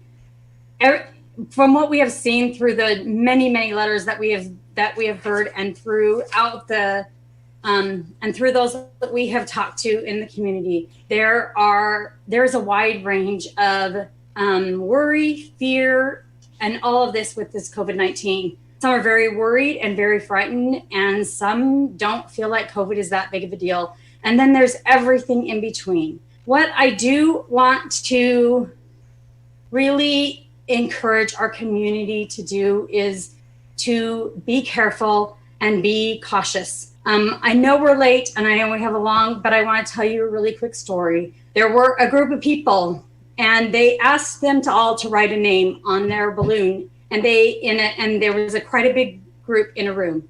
And the people then were asked to let their balloon go, or they took all the balloons to another room, and the people then were directed to this room and said go, and they were told to go find their balloon. They were only given a limited amount of time. As they went into the room, no one was able to find their balloon in that limited amount of time. They then asked everybody to go get a balloon and find the owner. In that same amount of time, every single balloon was delivered to their owner. This is something that I loved because it showed the importance of community. Doing this by ourselves is next to impossible. Doing it as a community is possible. We need to come together. Masks are proven to work. Our largest outbreaks right now, from what I hear from Dr. Persons, and you can correct me if I'm wrong, are from large gatherings of people that are not wearing masks. Parties, weddings, all different things. We're wearing masks in the stores still. It's from these gatherings. I am not encouraging you to put off your wedding, to put off your baby shower, to put off these important events that COVID has put off for so long. What I'm encouraging our community to do is to be cautious, to wear masks, to social distance at these events, and to be very cautious. If we do this, our high school can start, our elementary can start, we can continue on what we're doing.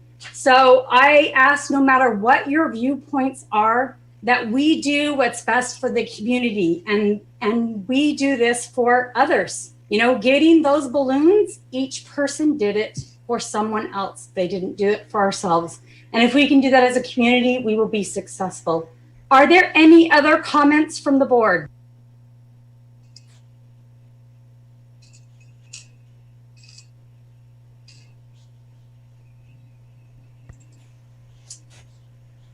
Thank you for all that you have done and all the work that has gone into this. I will turn the time over to Superintendent Whitney for future agenda items.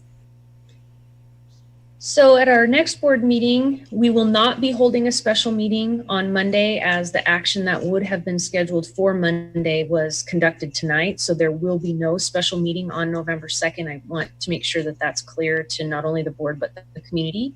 On the following meeting, November 9th, we'll be covering an update on our COVID health condition, update on where we are with our planning. By that time, it will have been our first day with pre-K2 in our classrooms, so we can provide you an update on how that went, and then also provide information around our high school planning. And then we pushed back our follow-up budget presentation. We were supposed to have that tonight, but in respect for the heaviness of this topic, we pushed it back one meeting. So you'll get a presentation for Kevin Hebden, which is the follow-up to the expenditure presentation that he gave you before, or the revenue presentation that he gave you before. It'll be the reconciliation of revenue to expenditure. So that budget report will happen on the 9th. So thank you all. With that, I would like to end with a quote from one of our teachers, from one of our teachers' letters that was just read tonight. It was from Megan French, and she said, "We are Pasco and we can do hard things. And I love that. And with that, we will adjourn this meeting.